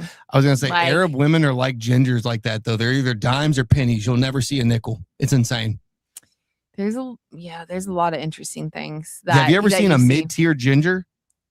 They're either fugly as hell or hot as hell. There's never a mid ginger. They don't exist. Same with Arabs. So it's a thing. I don't know, man. All the gingers I know are pretty hot. That's what I'm saying. Wife, she's pretty hot, but no, that's what I'm saying. They're either like drop dead gorgeous or like fugly. There's never a mid ever. They don't exist in the ginger world. I know what you mean, especially with the males. Yeah. Yeah. Well, yeah. Unfortunately, we get the shit in the stick every time. Yeah. So what do y'all think about this Third Eye Atlas? Is it the wheel of Ezekiel? I got to tell you, there was a lot of different conversations that were going on as it was making its way towards us, making its way around the sun. And now that it's past us and it's making its way out, I was hoping that it was some sort of an alien craft or something along these lines. From all measures that I can tell, especially the closer pictures that we have gotten as it was closer to the Earth, it seems like it's just a comet. I don't know. Now, it's very interesting, the chemical compositions that were on it. Very, very interesting as far as the possible chemicals for the spawn point of life kind of things, but nothing to get my hackles raised by any means. I think the Oumuamua comet, which actually did send radio pulses to Earth, gave way more things for us to talk about than the 3i did. But that's just my take. Yeah. I don't.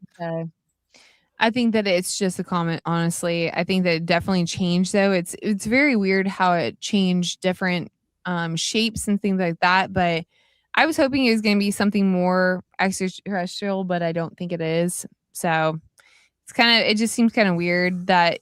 But we have another one that just entered into the atmosphere. So yeah, it's going to be a 4i, right? So 3i.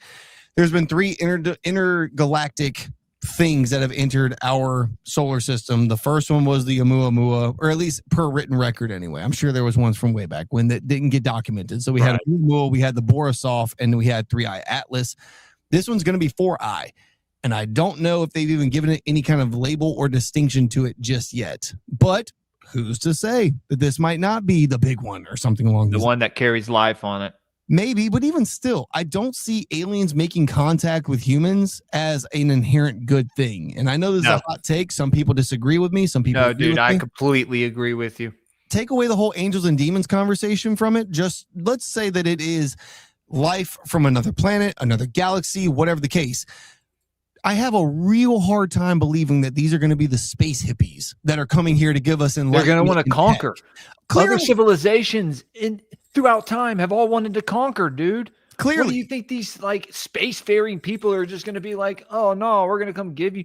Look, there's a chance they may be on some higher frequency and they had some contact with us long ago. Possibly.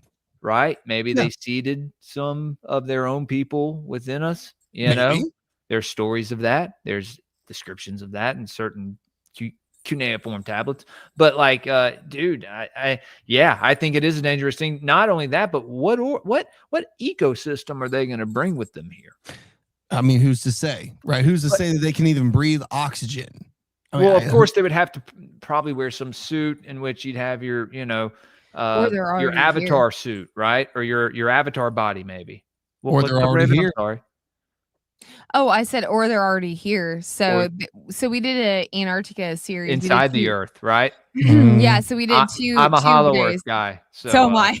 Okay. Well, then, I'm a Hollow Earth person. Yeah. Okay. So we did an Antarctica series, and one of the lakes that I have some questions. The only lake that they were able to really get samples from has bacterial and microbes that they believe are from Mars.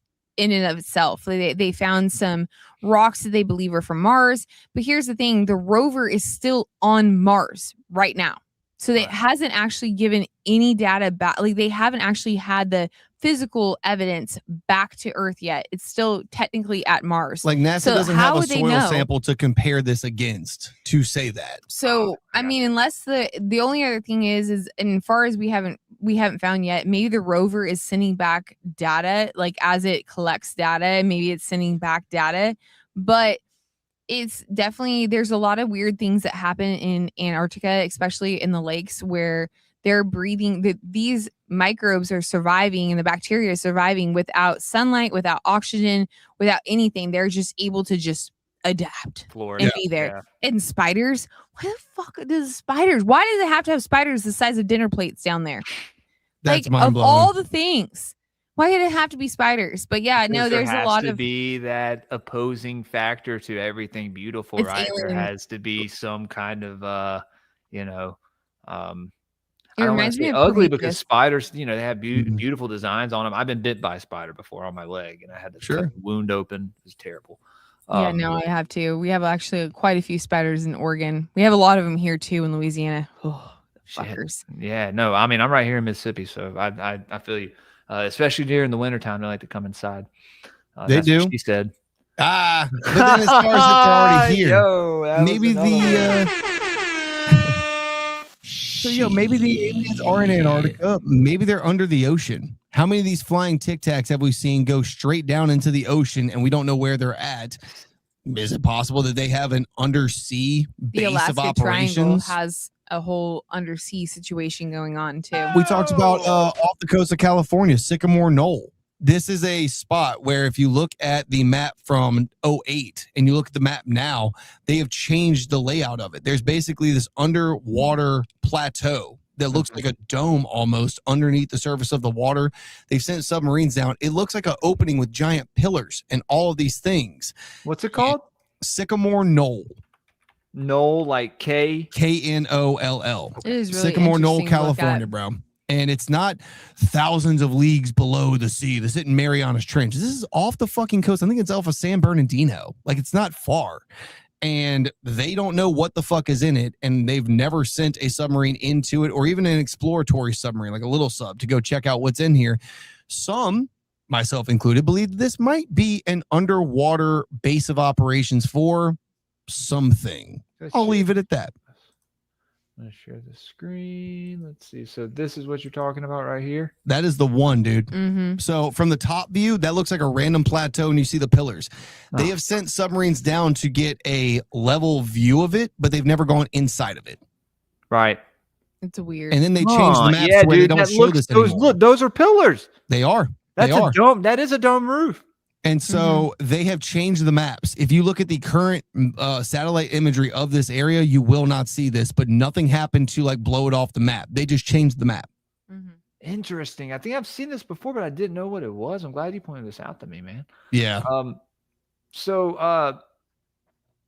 that goes to saying, okay, you believe in Hollow Earth, Raven? No. So I'm kind of right there with you on that. I think that there are entrances to the Earth, a select few, the poles being 2 of them, but obviously a few others. Then I think maybe there's guardians guarding them, right? These Sasquatches, these nature spirits, you know. And you think the triangles are involved? The Bermuda Triangles? Not just Bermuda though. There's 2 other triangles. Wait. Too. Tell me. What The are Alaskan other Triangle? So we're actually going to be doing. You guys got to come back on soon. Oh, yeah, we're going to do a whole deep dive. With my wife, I have to get her on here with you. You and her would fucking talk for hours. And is that the Olivia that I've seen in the chat? Yes. Then they would hate on both of y'all probably, and y'all could both just tell them to go fuck themselves. And it would probably be very therapeutic for my wife. She would be like, oh my God, there's another chick here telling them to go fuck themselves with me. Yeah. So the Bermuda Triangle is the most famous one. But what's interesting is the Alaskan Triangle actually has like triple the amount of missing people since 1972 or 76. I believe it's 72. It's like upwards of 20,000 people have gone missing. There's been a lot of interesting things that have happened with that in particular. And when you speak of that triangle, there is believed to be an entire UFO base underwater off about like, I don't know, it's like 50 What's this miles. triangle called again? The Alaskan Triangle. Yeah. And then there's one on the other side of it in Maine. Minnesota. Minnesota. Yeah. So one of the guys that we had on the pod, he actually was talking a lot about that, and where he is around Indian burial grounds and things like that. Shout out to Tinfoil Tales, who is a new affiliate to the Cult of Conspiracy. He's going to be dropping episodes here soon. Tinfoil Tales. Hey, is this the Devil's Triangle? Is that what it's known as well? The Alaskan Triangle? Mm-hmm. Yeah. Okay. Yeah, so there's a lot of interesting things when it comes to the 3 triangles. It's believed that they have energy vortexes, potentially that they might be the openings to certain dimensions, or potentially, they might be the entrances into other maybe hollow earth or things like that. When you look at Antarctica, there is different video and footage that they've had, like pictures and stuff, where there's stairs leading up to something, or there's doors that they can't explain, and they say, oh well, it's just the landscape, it's just because of weatherization, that's why these things are created like this. Bro, stairs do not just come because of weatherization, but they're giant stairs. They're not just like little stairs. They're made for giant size people or whatever it is, and they disappear and come back, and they disappear and come back. And so there's a lot to believe that there is a couple entrances into Hollow Earth that is there, in particular in the northern areas that they haven't been able to go through. So you're talking about in Antarctica? Yeah. Yes. Okay. And some of these are AI images, right? There are some people out there that are pulling pranks, and they'll throw up an image of some sort of a stairway that's going down into Antarctica for nothing. And like, okay, that's a thing. But there's also been multiple credible satellite images that show stairs that pop up out of nowhere, and then the next day they are gone from the satellite images, and people don't really know what to call that. I mean, yeah, there's tons. There's tons of shit with Antarctica. No, dude, absolutely. That was one of the first things that sparked my interest into Hollow Earth. And like, even like my flat Earth buddies, like I'll be like, maybe it's a little bit of both, like maybe it's not so much complete, I mean, I theorize about it, right? But my belief specifically is that it is hollow, regardless of what it is on the outside. It is hollow. And, there are cavernous entrances and you could say like veins throughout the earth. There's magma veins, water, oil, right? Yeah. All this stuff. And it opens up into continent size areas. Yeah. On the inside. And this would go into like Admiral Byrd's story of him going inside, and it was like he didn't even go inside of a hole. It just kind of, like he just drifted right into it. And that's on that one. It's a government official, but and this was right around the time that PSYOP started to develop. So you got to look at that. The oil conversation is interesting, though. For our entire lives, we were told that oil is liquid exploding dinosaurs. That is not true. It's the blood of the earth. Declared that that's not true. Like this, why? If that's the case, then why are these oil wells refilling themselves? It's the blood of the earth. Dude. Yeah, man. Yeah, it has.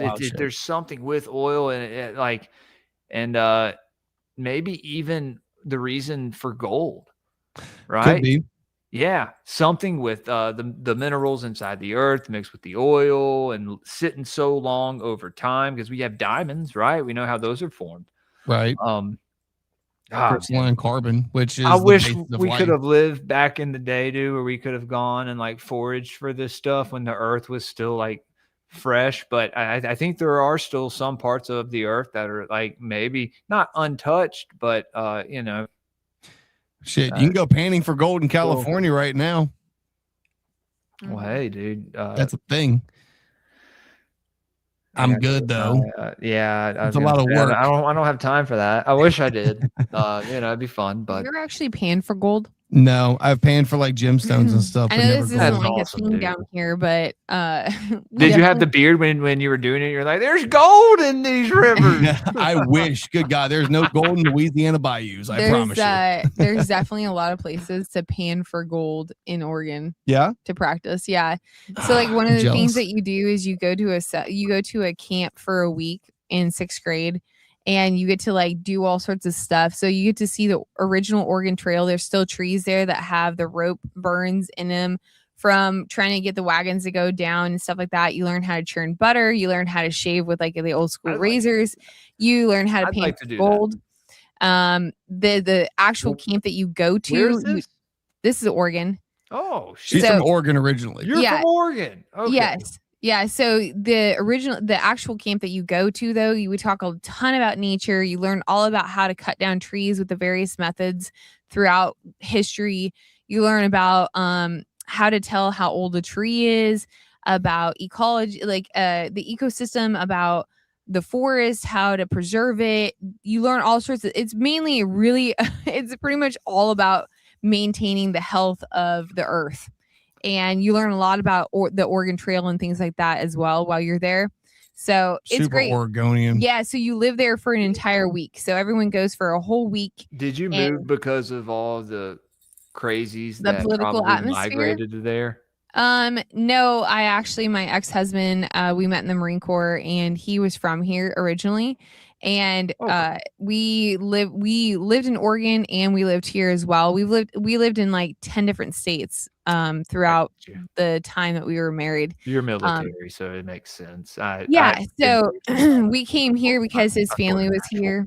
So, and then I kind of just stayed, and it was the political atmosphere in Oregon definitely drove my decision to stay here more because of some of the things that I don't inherently agree upon with some of the governmental things that happen there. My family is still there and I go back quite often. And so I've seen definitely over the years, especially since COVID, the difference in how they handle COVID versus how the South handled COVID. We've seen the difference in how we could be watching the news at the same time, my mother and me, and the narratives that are being pushed and the agendas that are being pushed and how their media isn't covering a whole bunch of stuff, and versus us that cover a whole bunch of things that is completely different. And it's wild, the difference in being in a complete liberal state versus being here in a more conservative state. Yeah, the Bible Belt didn't really give a fuck about COVID. There was like a solid 6 months where people like didn't know what to think, and so everybody's like, "What are we doing?" And then it was like 6 months later, no progress is being made. The jabs aren't working, and then there was people dying in car wrecks that were being considered COVID-related deaths. And the South as a whole just pretty much were like, "Yeah, fuck the government, we're over it." So, I did have the cops call at Barnes and Noble, so you did. I forgot about that. Mm-hmm. She had the cops call on her at Barnes and Noble because she wasn't complying. Yeah, so we weren't complying. And there was specific people there that felt some type of way. And the thing about it is I had the original SARS vaccine, so SARS is what COVID derived from. So it was like, what's the point? I've already had the actual SARS itself versus COVID. I'm not really concerned about this at this time. And we didn't wear our mask and we were kind of exercising our freedom, and they felt some type of way, some of the workers. So they called the police, and the police showed up and they weren't wearing the mask either. And they were looking at me and I was looking at them and I was like, "So we good?" And he's like, "Yeah, I mean, this is fucking stupid." And I'm like, "Okay, cool. Just so we know that we're all good." But yeah, that's how the South did it. Yeah, I mean, for the most part, people didn't really like go crazy about it, but in Oregon, they were psychotic. Those liberal snobs at Barnes and Noble, fuck them. Yeah, when I did travel to Oregon during COVID, it was completely different, psychotic level of it. I bet it wasn't the place that you remembered.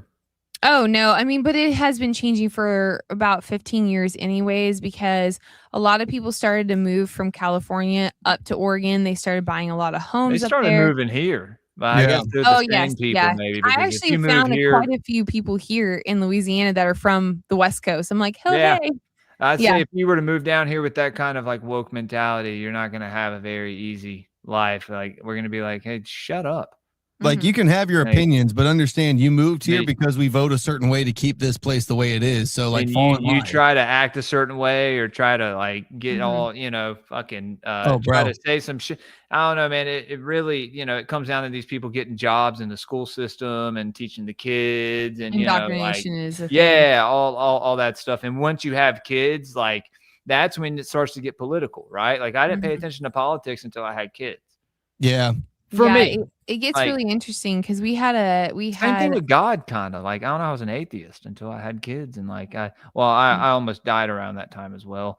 I had big life things that shift your outlook for sure. Mm-hmm. Well, yeah, man, yeah, it's stuff that it's I think something keeps you, like, if you're rolling the dice, playing Russian roulette with death, right?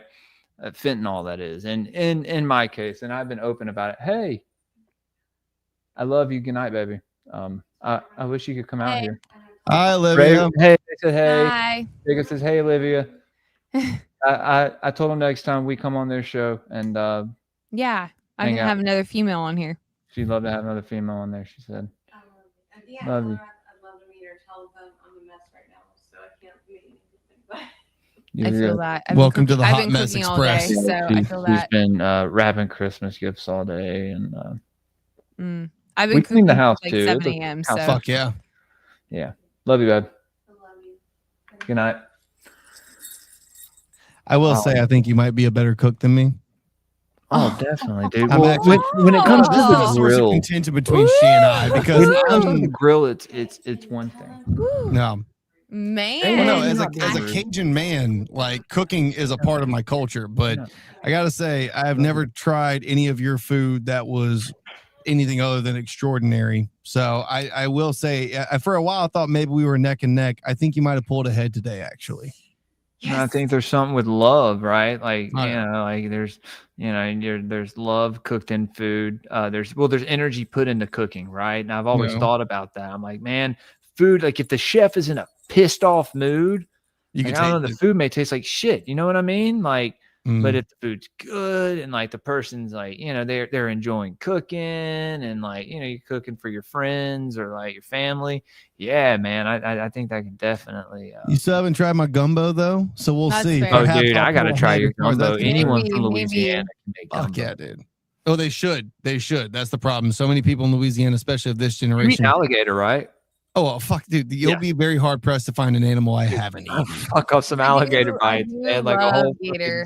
God, I love gator. I love gator. I love Nutri-Rat, beaver. We had really good hoghead cheese today, though. Frog legs. Frog legs are amazing. Squirrel is excellent. Love frog legs. Yeah. My son, as a matter of fact, my 12-year-old, so he does competition shooting, and so he's been wanting to get more into hunting to use it for practical application. My son just started shooting too, man. Yeah. Shot my pistol a couple months ago. So we just went rabbit and squirrel hunting, and we taught him how to make an actual good rabbit and squirrel stew, because we don't believe in just shooting just to kill. We believe in eating what you kill because that's respectful to the animal and to the earth. Absolutely. That's how I was raised. That's how I plan on raising them. So yeah, if you kill it, you're eating it. And so and this is important. So many young people, they don't know, first of all, how to hunt, how to clean what they kill, how to cook it and make it taste good. Like, these are skills you can take with you for the rest of your life. And it is something that is being lost. We need more of this in our lives, honestly. What? Absolutely, dude. I have a face that loves gator, that shows that I love gator, apparently. First of all, who doesn't? First off, like, everybody loves gator. Duh. And also, again, Nutra. I'm going to cook you a stew one day. No. Fucking Nutra is delicious. They only eat fresh vegetation. They are very, very good and tender. Hold on. What is Raven this? fat fuck? Yeah, I am, you bitch. What about you? I like me some food. Yeah. Fuck off. Oh, wait, what are they saying to you? Oh, they said that you and I, depending on who it was, if you had more chest milk than I did or not. They said, yeah, no, you guys have not. Chest milk? You guys haven't been reading chat. I have, but yeah, no. Said that I'm a fat fuck. That I like. Whoa. That I have a face that screams. That I like gator, which, like, fuck off. Gator is amazing. So yes. I'm pretty sure everybody who's ever tried it would agree that it's just delicious. They're saying I ate gator on stream one night. I watched the movie. I'm pretty sure, didn't I, guys? Or was it wrong? I'm pretty Raven. sure it was gator, or it was crawfish, and I was like, no, they're stealing talking about the fucking shit out of the crawfish, and like on camera, I was like, crawfish is another thing, dude. Like, we're going ham when it is crawfish season. It goes down. Yeah, dude. But I mean, that's the thing. We grew up eating everything we killed. My younger brother took that as a green light to hunt year round, even out of season, and killing illegal shit as long as he cooked it.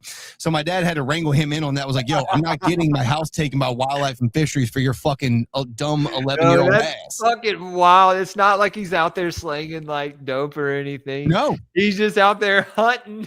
Oh no. My brother is a full-fledged outlaw.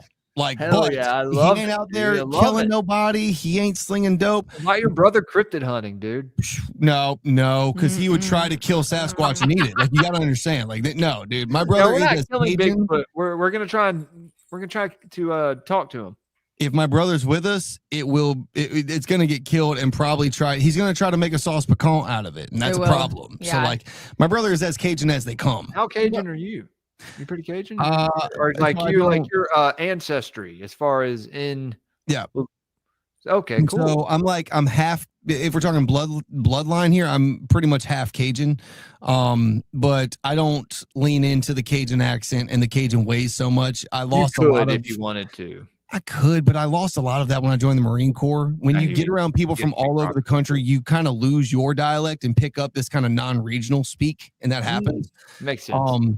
But I mean, even still, yeah, I grew up on a bayou, but it's not like I've lost that by any means. But it's so much easier to just go to the store and pick shit up. And you know, but I do want to start a farm here in the next few years and grow my own crops and raise my own animals for slaughter and these types of things. My brother, on the other hand, like I said, he's an outlaw in that regard. Like, he's not out here trying to hurt nobody, but don't check his freezer or you'll probably, you know, find things that will make you uncomfortable. And that's just what it is. Because apparently some people feel some type of way about hunting things without a license or out of season and whatever. Well, fuck Well, them. What? Nope. What? Nope. Go ahead. No. I get it, but like, The Oregon in me is like, follow the rules, you know. no, Mhm. not follow the rules. It's just that there is definitely a balance to ecosystems. And sure. when you overhunt things, it throws off the entire balance of everything. I And agree. I do have an environmental science background. And so that's just, you know, it's kind of one of those pet projects of mine. And so it, you know, there is a weird balance of like, yes, you should be able to hunt things when you want to hunt things, but also there's a lot of people that take that into the extreme and will go hard and kill off the entire population around where they live, which impacts the entire ecosystem of the whole state. Oh, I'm so happy that Yeah. black bear season is now a thing again in this state. That went away for a while, but now it's You like a know lottery black bears? system. There's a lottery system right now for black shit. bears because they've come back and they're coming from other states as well. So they're kind of migrating right now from other states that they don't have enough resources to be able to live, which sucks because if you really think about it, we have imposed ourselves in a lot of areas where natural habitats would be. And so when people get pissy at these animals that are here, well, we've taken over everywhere for them to live. So what do you think they're going to do? They're going to depends try state to to survive. state, though. No, it's not all states. Right. Now there is, I'm just saying in certain states that does happen. So, But the black bear population in Louisiana has gotten to the point of a nuisance level, not in our parish, but in other states we'll call them counties. We have parishes here. Other parishes have like real black bear problems, so they have a lottery style system of getting tagged, same as gator hunting. Like, you can't just go out there and slay a gator for the fuck of it. You have to go through the state and get tags and these types of things. You ever wrestled one? Yes. You wrestled a fucking alligator? Yes, but I will say that anything above like four feet and under, they're fun. You know, they ain't gonna hurt you. I hear you. It's kind of like wrestling like maybe a dog or something. Kind of, yeah. Right. Okay. Like 5.5. I could probably get down with that. I'd love to do that, dude. Yeah, dude. I mean, on land, if you're in water, then you're in their territory. Whatever. It is what it is. Yeah, but if they're like 6 feet and old and longer, like it's really not worth it because them bitches play for keeps. Oh, yeah. Hell yeah, dude. Yeah. And then your fucking limb is gone. It's gone. Yeah. So we're getting to the top of the second hour. Guys, remember to like the fucking stream. Let me remind y'all again. Hit the likes, you fucks. Yeah, especially because you're all talking shit and you know, should be saying it in Rumble Rant. I don't know. I mean, to be fair, they're questioning me, saying that like they're trying to get a reaction out of you. Just be Like, studying. you're doing great, Raven, and I don't really particularly care, but no, I do have actual multiple degrees, and when I do say that I have environmental science background, I actually mean literally environmental science, not studies, quote unquote. So for those of you that can't comprehend that, you're welcome. Yeah. So I actually do have multiple areas of study that I have degrees in, and I'm not just some fucking dumb bimbo out here, but you're welcome for that. So well, so I know we're probably gonna get out of here soon, but Jacob, you're into like the night, like the whole all the guilds of knights and stuff, right? So I do hold a noble title, but I also do boo hurt fighting, which is like night fighting MMA.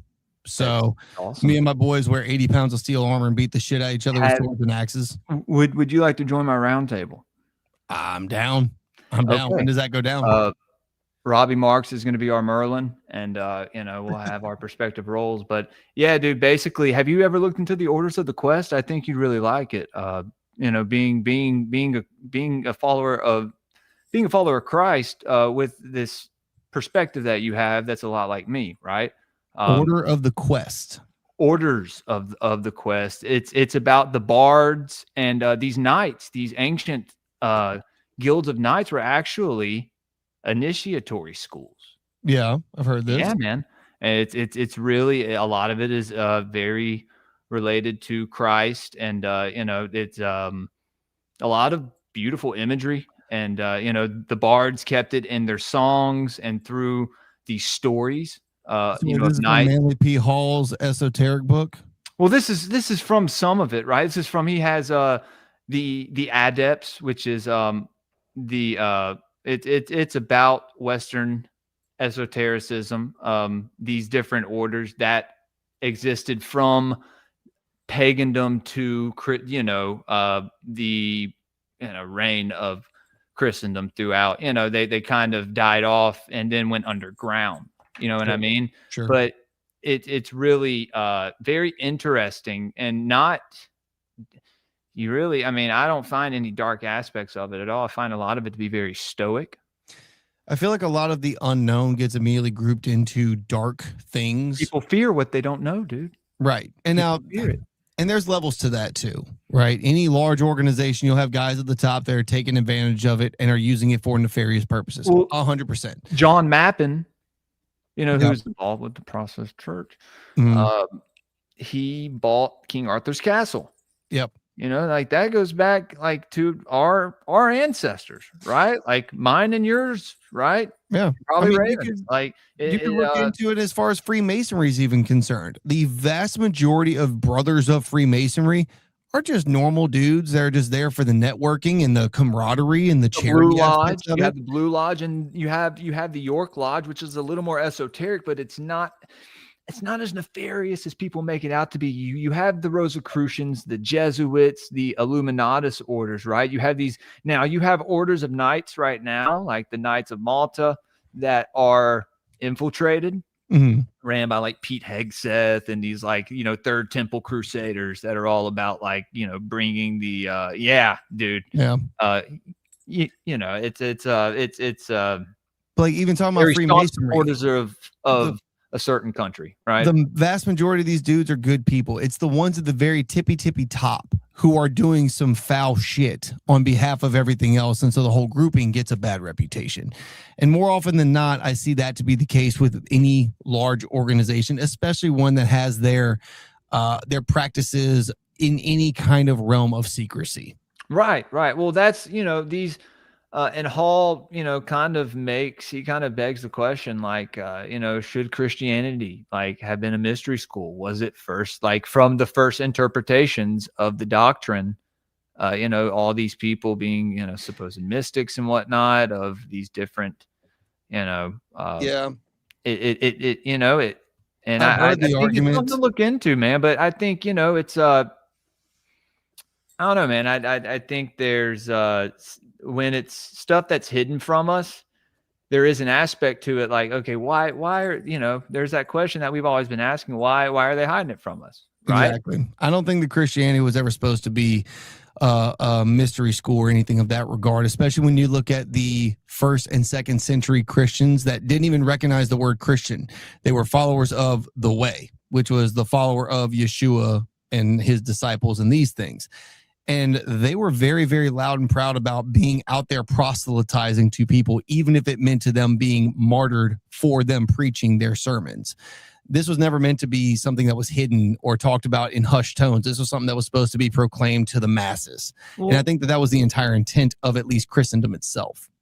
Well, yeah, not per se hidden, but, people would more, seek it out than it just, I don't know, be forced upon them in some cases, right? I don't know. And the mysticism kind of pushed out of it. No, I agree. And there's some groups that, and we've talked about this actually talking about yesterday when we were talking about the Christmas conversation. There have been forced converts, and there have been those that of their own free will and fruition came through and found Christendom on their own, right? So if we're looking at the Protestant evangelical side of things or the Jesuit at gunpoint, the conversion rates, call them what it is, you had Native Americans who, when you look at the Puritans that first got here, the first Thanksgiving, for instance, right? Cut to just a few years later, you had King Philip's War, where you had what was called praying Indians. And these were converts, not forced converts. they converted to Christianity on their own, and it seemed like it was a very good thing that they wanted to be Christians. Cut to a few centuries later, you have Jesuits that are kidnapping Native American children and bringing them to these schools to whitewash their traditions and history away and force Catholicism on them. There's different avenues of approach, and both of these claim to be teaching out of the same book. And again, some say the same thing happened to us. Well, you know? I I think it's important to remember the ways, like, not the ways, but like the traditions, right? Certain traditions, which I think are incorporated in like things like Christmas. Sure. But and again, the whole Christmas conversation, brother, you need to go check out our episode because, man, a lot of things to while I'm at work this week. Layers to peel back on it for sure, as far as what is pagan and what is actually really, really, really rooted in Christianity that has just been called pagan. It's wild. Well, I did we watched a whole video the other night on Odin, represented as Santa, and his 8-legged horse, Sleipnir, and that's a very interesting point. Very interesting, right? Last year we looked at the Amanita muscaria, with when I put this theory out, and I've gotten some pushback, but I think when you encounter the Holy Spirit, your spinal fluid rises. This is part of the occult anatomy and understanding occult science, right? Okay. You find a lot of God's creation and nature in the body. Mm-hmm. Right. But I also don't think that you need psychedelics to achieve that. Right. But people experience that, and they they related that to the same feeling when they encountered Christ. I don't know. But I'm saying when you encounter Christ, in your body, what is happening in your spine with your spinal fluid, regardless if people want to believe it or not. It's just, it's just part of the function of what I think happens. And that's, and that's, people use yoga, and like most of the people that do yoga are a bunch of like, over medicated soccer moms. Right.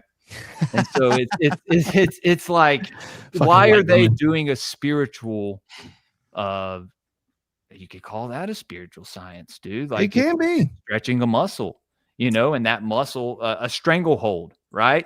No, yoga can absolutely be strangleholds, physical strangleholds, and it's like working that out. So there is something to that, but I think people, they take what you had mentioned earlier, and this goes back, bro, to the idea of the egregore, the idea of things, even the genius loci, the spirit of a certain place or a symbol. It changes the entire meaning completely. Yeah. So the practice of yoga, through all this new age mumbo jumbo bullshit that's pushed, by these gurus trying to get their dick sucked, it's these like yogis. Yeah, it changes the entire thing completely in a way. And unless you're confined to a space and you're going to the source. Yeah. And you're finding these original practices and you're doing them maybe, in your own little thing. I don't know. I don't do yoga, but. No, I don't inherently have any issue with yoga as a practice, although I have heard so many people give it shit because Aleister Crowley is the reason why that was even brought to the Western world. My next point. Yeah, man. Yes. Yeah. The only reason why these soccer moms even know what yoga is because of Crowley. They don't even know who Crowley is, bro. Right. But he was using yoga for very dark, nefarious principles. Yes. But take away the darkness from it. Yoga itself, as far as what it does for your body, your core strength, your balance, and all these things, that's nothing inherently evil. But yes, you can use it for evil things, or you can use it as a form of working out and like go, sure, to both. It's a thing. Yeah, man. Well, guys. What was that face you gave me? Who, me? No, Raven. Whenever I say I don't have a problem with yoga, she's like, what? Raven's over there.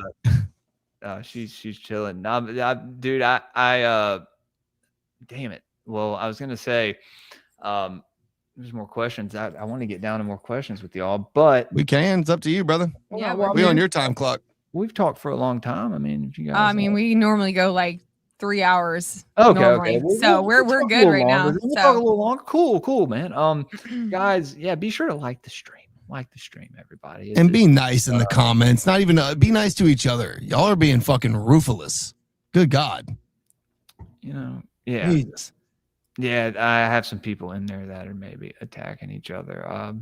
Maybe they're not acquainted with each other. I don't know. But yeah, People are y'all be just nice. people. Y'all be nice. We're here to learn. And You've done yoga before, have you not? Quite a bit, actually. oh, dude, my Quite a bit, stepmom. yes.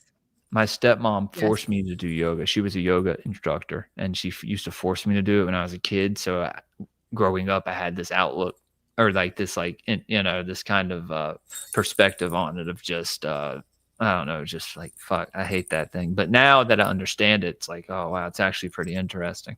No doubt. But she is not someone who should have been teaching yoga. I'm just going to say. I love my little brother. A lot of these yogis that are teaching it, quote unquote yogis, if you look at their credentials, it goes very much into the realm of like a McDojo as far as martial arts goes. Again, I'm not saying that there's not actual people that apply like yoga to their lives in a very positive way, but so many of these people can go and take like a weekend class and get some sort of a certificate to be a quote unquote yogi. And it's like, I got a hard time backing those credentials. Yeah. It is what it is. Same as like the Taekwondo studios that in a matter of 3 months, you can get a 9-year-old to be a 3rd-degree black belt. It's like, I'm sorry, in what fucking world? Like this yoga can go very much into that same regard. Yeah. Same with CrossFit too. And So vegans. I was gonna get into. So I've been trying to do this during these episodes. I've been trying to kind of change it up a little bit. Space, fake and gay, is it? Oh yeah, the chat was going off about space. Yeah. I've been wanting to get your opinion on that. What do you think? I believe in space. I don't Same. think that it's fake. I think that it's real. Do you think they're not showing us all of what's up there? Yeah, I believe that there is a lot more. So we had a guy on our show, Peter Fuller, excuse me. He is actually really awesome dude. And he wrote, yeah, you have to look him up. He's freaking awesome. I actually really enjoyed him so much. And his theory is that we already have established colonies on the moon and Mars. And I thought that was really interesting because he broke it down. He's done a lot of research. He actually is a writer. He has 3 or 4 books now, and you can buy them on Amazon, but he has a really long background in a lot of different areas. Yeah. And he actually creates armor. Well, he used to, he ended up having some issues to where he can't make it anymore. The first half hour or 45 minutes of our podcast was me and him geeking out about armor smithing. Though is insane. Like insane. Is actually in a museum. It's so fucking cool. But it's like, this is the helmet that I wear. Dude. Fuck. I'm all the helmet that I wear to do fighting and shit, and you can see dents from axe hits and things that I've taken. Cool. Yeah. Meanwhile, he's like, "Oh yeah, I did that for decades in Canada. We started our own league." I'm like, "I'm sorry, we brought you on to talk about aliens in space. We now must talk about night fighting shit." So like, it was a great episode. Oh, yeah, he's awesome. I gotta get into he's that. really, really cool. I strongly suggest reaching out to him. He's super, super great. But I liked his theory, though. I've been kind of thinking more on it because he really kind of broke down why he really thought about us having already space stations or at least some kind of colonies on these on the moon and Mars. And it makes more sense to me because, I mean, way back in the day, I don't know if you remember this, like it was probably 20 years ago, they had that whole lottery system that they were talking about wanting people to get onto Mars. And then you've had that one lady that was like 20 something years old, was dedicated her life to going to Mars and going to live out her time there. And there's been a lot of things about Mars in and of itself, but the black holes, I believe, are completely real. There's a lot of interesting research when it comes to that. I think there's a lot more to outer space than what we know or what they'll at least tell us. I believe that NASA 100% does lie to us. Sure. I don't believe that the original moon landing was real. I believe that it was fake. I do believe that there is a lot of things that are misleading and that they kind of twist and turn, maybe share some truth, but not all the truth, or they give little crumbs here and there. So but overall, if you want my opinion, if space is fake and gay, no, I don't believe that space is fake and gay. I believe that it is real. And You don't that's think why there's I'm a dome, a firmament dome, right? Dude, if you look at the I word do- firmament, I do not. I believe that. me I'm not. either. I'm I think it's currently not a flat- interpreted differently. Yeah, right? I'm not a People flat take it earther literally. as of right now. I like to listen to everyone's opinions. I like to hear the theories, and it's interesting to listen. One of my girlfriends just came over, and for 5 hours while we did solstice and Yule stuff, we talked about she believes in the infinite land theory, I guess I think it's called. yeah, the land behind the ice wall. So and it's like things. she like gave me a map, and it has all these different like lands and like Mars and the moon and all these different like things all around. And she explained her theory, and I mean I listened to the entire thing for several hours, and it was really fascinating. I was like, maybe you're onto something, and maybe I'm incorrect. And I'm cool to listen to all of it. Personally, I believe in the hollow earth theory more than anything else, and I believe also in space. So that's where I'm at. Yeah. I'm not a big hollow earth guy. I don't discredit it. It doesn't really make sense to me personally, but I do like hearing about it. But as far as the flat versus round versus dome and firmament and all these things, we have even our resident Christian flat earther, Josh Monday, who is one of our affiliates. When we talk about the firmament, that word can also be translated to mean expanse. And another version of that could be horizon. So God set the horizon to separate the waters below from the waters above. That makes a lot more sense than some sort of a glass-like shell that keeps us in a snow globe. That's just me. I definitely believe that space is real. Same as Raven Lee. I believe the first moon landing was absolutely fake. I do believe we have been since then. And when you look at Russia and China right now, both clamoring to set up the first nuclear power plant on the dark side of the moon, that they wouldn't be spending the billions and billions and billions of dollars to do all these things just to commit to the bit. That makes no sense to me. I think they may have met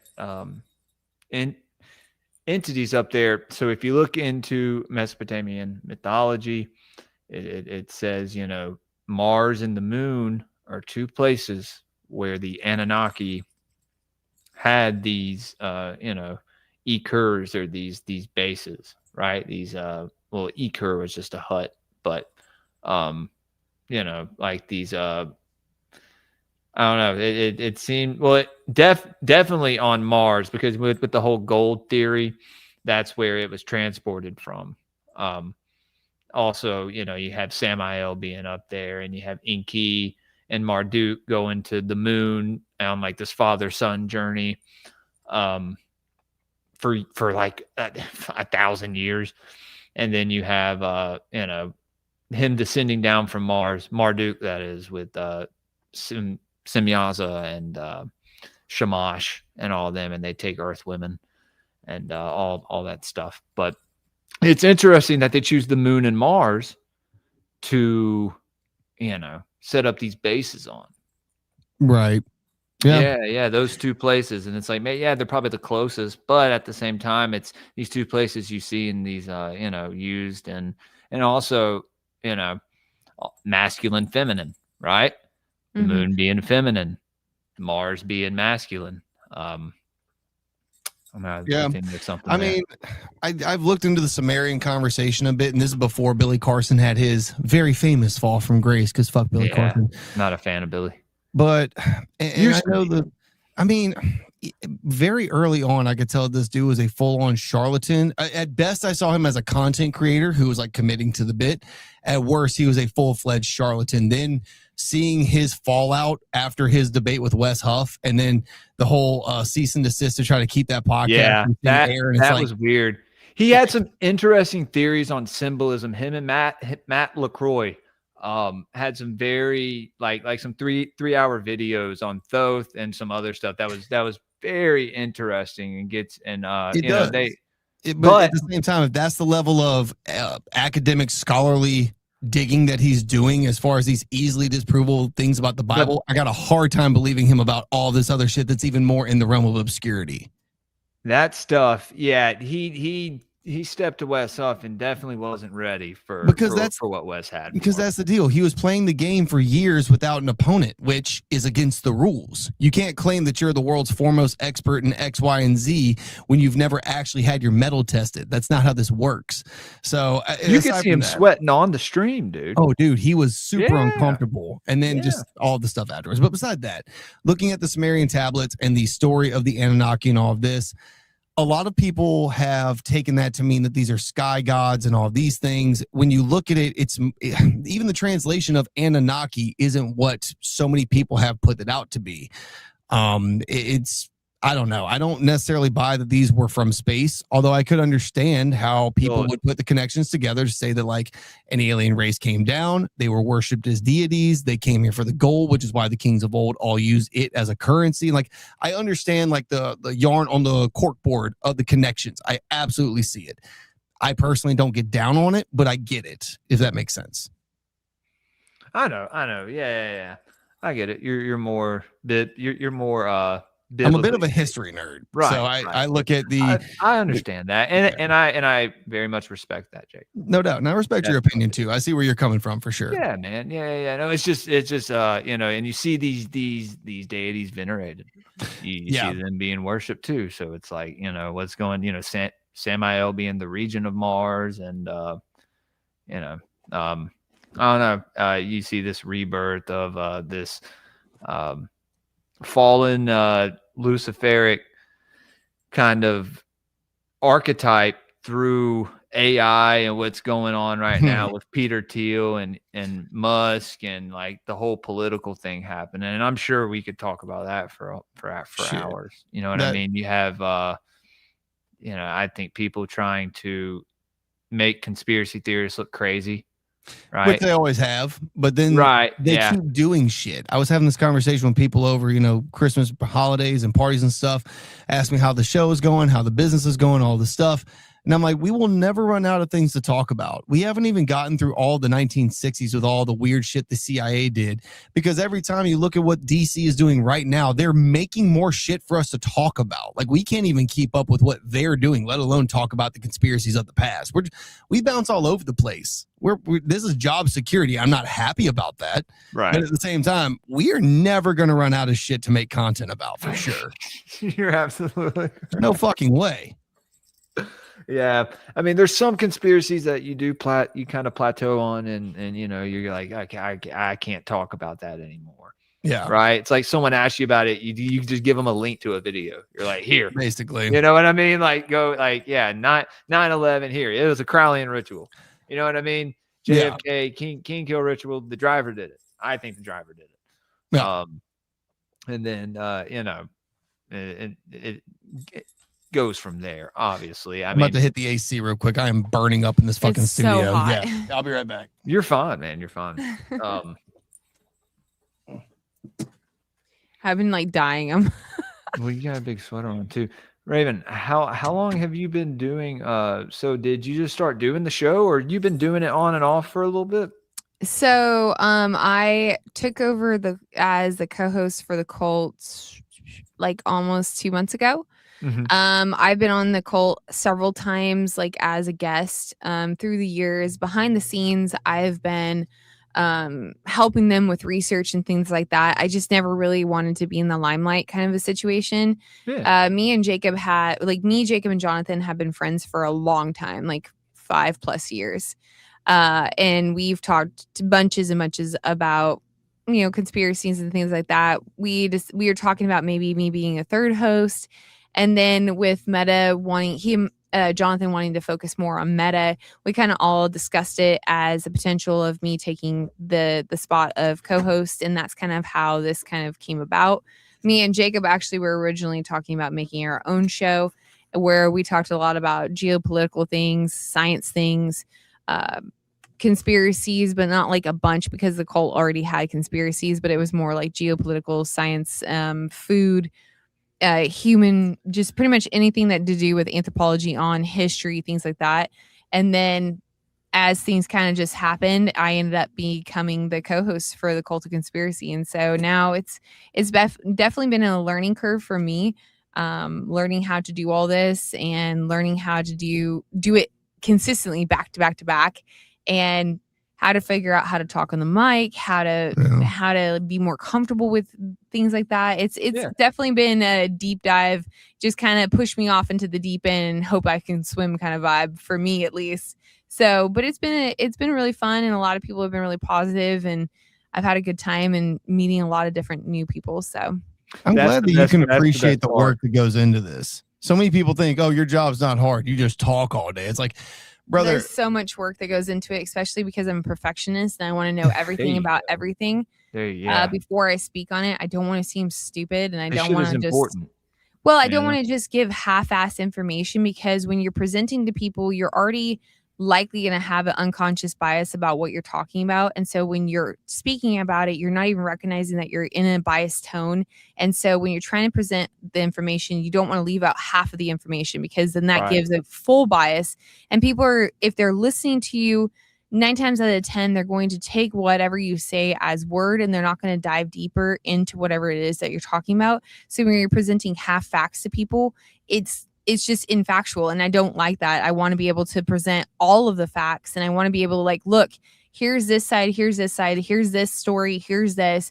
You decide whatever it is you want to think about this. You decide whatever it is that you potentially think is the correct answer. Look more into it. This is just what I found. And then a lot of times we do talk about this is our biases. This is what we think about things. And so that's kind of where I'm at with things, but it takes a lot of time to research into all of this and actually read through hundreds of articles and figure out which articles pertain to what, and how we're going to stack the articles, and what we're going to talk about, and how we're going to present this. And then, it's a lot more work than I think people understand. Like, I really wanted to do a slideshow presentation, but I was in the middle of doing 9,000 other things. And so I couldn't put together a slideshow when I really wanted to, of all the different information about Yule and Christmas and all that stuff. So, and that's the other thing, for us to put out 5 episodes a week, each of them at least 2, if not 3 or more hours long.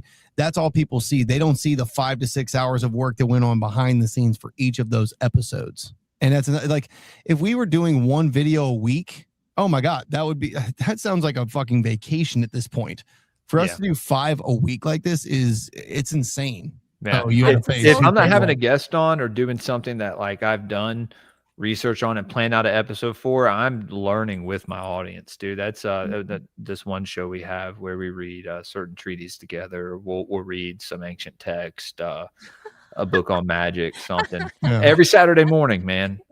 Esoteric book review. It's actually a Patreon show. I'm sorry. I just have to address one comment. Which comment? I am not on the verge of tears. You will not make me cry. Oh no! Which one? Somebody says I'm in the verge of tears. Yes, I've been reading the chat all night. I am not on the verge of tears. You will not make me cry. You're more than welcome to try. That guy? But, like, go ahead. Hubertimo? No, it's the very end one. I was like, I'm on the verge of tears. Oh, my sensibilities. Oh, you're so mean. Oh, you're so mean to me. I don't. It's been interesting watching you two, like, everybody fight with each other and talk a lot of shit and call each other different names and all this shit. And I'm like, what are you guys even, like, going on about? But it's interesting. Yeah. This guy, Henry. Henry, you still he asked me a question. Yeah, he's still here. What do you guys think of the Crumb Bob situation out of Egypt? What's that? I know nothing of Crumb Bob. Is this a SpongeBob reference? Hold on. I read that earlier and I was like, okay. Kind of flips a lot of this on its head. Pretty interesting things for keeping the old guy informed. I'll look at it real fast, Henry. Is that those spirals? Should have got on Rumble and send it in a Rumble. I think it might be the spirals. If that's the thing that you're talking about, where they flew over with the scanners and found the things under the pyramids that would rewrite history or whatever, man, I got to tell you, that was a whole lot of AI and wishful thinking. There's absolutely something under the pyramids, like, for sure. Yeah. Nasty. Who the fuck likes pumpkin spice? Oh, that's what he's probably talking about. Like that shit. Yeah. Okay, so Henry, okay, so there's stuff written apparently in ancient texts about there something being hidden under the left paw of the Sphinx, and, like, there being a chamber down there. Maybe it's a reincarnation chamber. Maybe it's all this other stuff. Fallen angel tech, right? Like this or advanced technology, what you would refer to as. But or maybe it's just ancient tombs. Maybe it's I don't know. But then with the pyramids, I do think there's something down there as well. There is, but man, whatever they're telling us, it's like I just you gotta really look at what they're telling us. Have you seen the latest TikTok video that just came out about that dude? It's a blonde dude that just went down there that was like, look at all this stuff that I found. Honestly, it looks really AI generated, to be honest with you. But wow, bro, I believe it's AI. But you have to take everything with a grain of salt now. But even the AI guys is so good. The dudes that did the scan, right? They gave a 4-hour interview about their findings. 3.5 hours of this interview was them just rambling about nonsense, and 30 minutes of it was about the science that went into the scan itself, how they got these images and what they did. And long story short, they found something underneath the pyramids. And I mean, we might call this support pillars or something along these lines. And then they plugged their random findings into an AI generator. And that's what we got with these 8 tubes with the spirals and these giant cubes at the bottom and all these. They have no fucking clue how deep these go, if there's spirals, if there's cubes or anything else like this. And it is interesting though, like if there really is spirals down there and how deep it is, if it's actually factual. And if they could really dig and prove it's real or not. I wish it was. But then even a week after those findings came out, you had some sort of a quote unquote expert that said that he dug down and found the cube and there was bodies floating in it and all this. I'm like, okay, you're telling me in 1 week's time, you got approval to dig underneath one, if not the most famous UNESCO World Heritage Site on Earth, and nobody is talking about this whatsoever. It's like, okay, so clearly you're full of shit. And the more you peel back the layers on it, it's like the scans themselves, that does take place. Hell, that's how we know most about what's going on with Antarctica right now. If these scans are so accurate, why not do those exact same scans over the catacombs of Paris and show how accurate they are on a cave system that is already super mapped out to show that your findings were not bullshit, but they will not repeat them. And it's like, I do really like the catacomb situation where people disappear and like in Paris. It's so mysterious. I want to go there so bad. Have you seen that movie As Above, So Below? Yes. So good. It's so good. So while I was in Paris, I did not go to the catacombs. It's a great horror movie. And when you watch it again and you understand certain symbolism, it's like, wow, these people went through a death and a rebirth, man. Like a spiritual rebirth. You know what I mean? Like they faced the ghost of their past. They conquered their demons. You know, bro, like the stories of like knights facing dragons, it's like them conquering that, like their lower nature, their carnal nature, their inner demons and stuff. It's very spiritual. It's beautiful. I want to go to the church made out of all human bones. And then Spain. Let's go. Let's take a couple trip, dude. I don't think so. I don't know where it is actually. I don't feel like it's in Spain, but I'm not sure. I'm sorry. I'm totally down. out, y'all. No, come with us. I mean, we're gonna try to get probably the Cryptid Women's Society to come. They travel all over the world. Women's Society. You know them? Do you know them? They're fantastic. So yes. This is an Australian and a New Zealander. These two women are fucking phenomenal. They're also one of our affiliates. Shouts out. They deep dive into a lot of things. They're really awesome. They have connections to people in the conspiracy community all across the globe, and they do a lot of interesting stuff. So they actually are hosting some really cool. Hopefully, I think this year they're going to try to get people together, and then next year they're going to try to 2027. They're going to try to get everybody together. Is it Spain? That's the skull temple. Is it in Spain? I don't Spanish know why I felt Capuchin like it monastery. Yeah. Yes. Shout out Rex, man. Okay. Rex always comes. What's up, Rex? Yes, indeed. I want to go there. I also want to go, and I want to say it's either in Norway or Denmark. Not sure, but they built a traditional temple to Odin. No way. In Norway? Yes. Yes. I want to go there. It seems dope as fuck. I also would love to go see the Taj Mahal one day. I want to just be a world traveler one day. Dude, I'd love to do that, man. I've never left the South, to be honest with you. So it's really. Well, I was in a position when I was younger where by state law I couldn't. Yeah, for about 6 years. And I mean, I was a bad kid. Fucking hell. It'd be like that. I've been quite around the world. Not as much as I want to be. I want to go all sorts of places, but I've got to travel some. The at only least. place out of the country I went was was a France. bad kid. I made bad decisions. There you go. I've only been to I wasn't a piece of shit. I was a good guy. Kyrgyzstan, Afghanistan, Japan, mainland Japan, You've been to Canada, hadn't you? Canada, Yeah.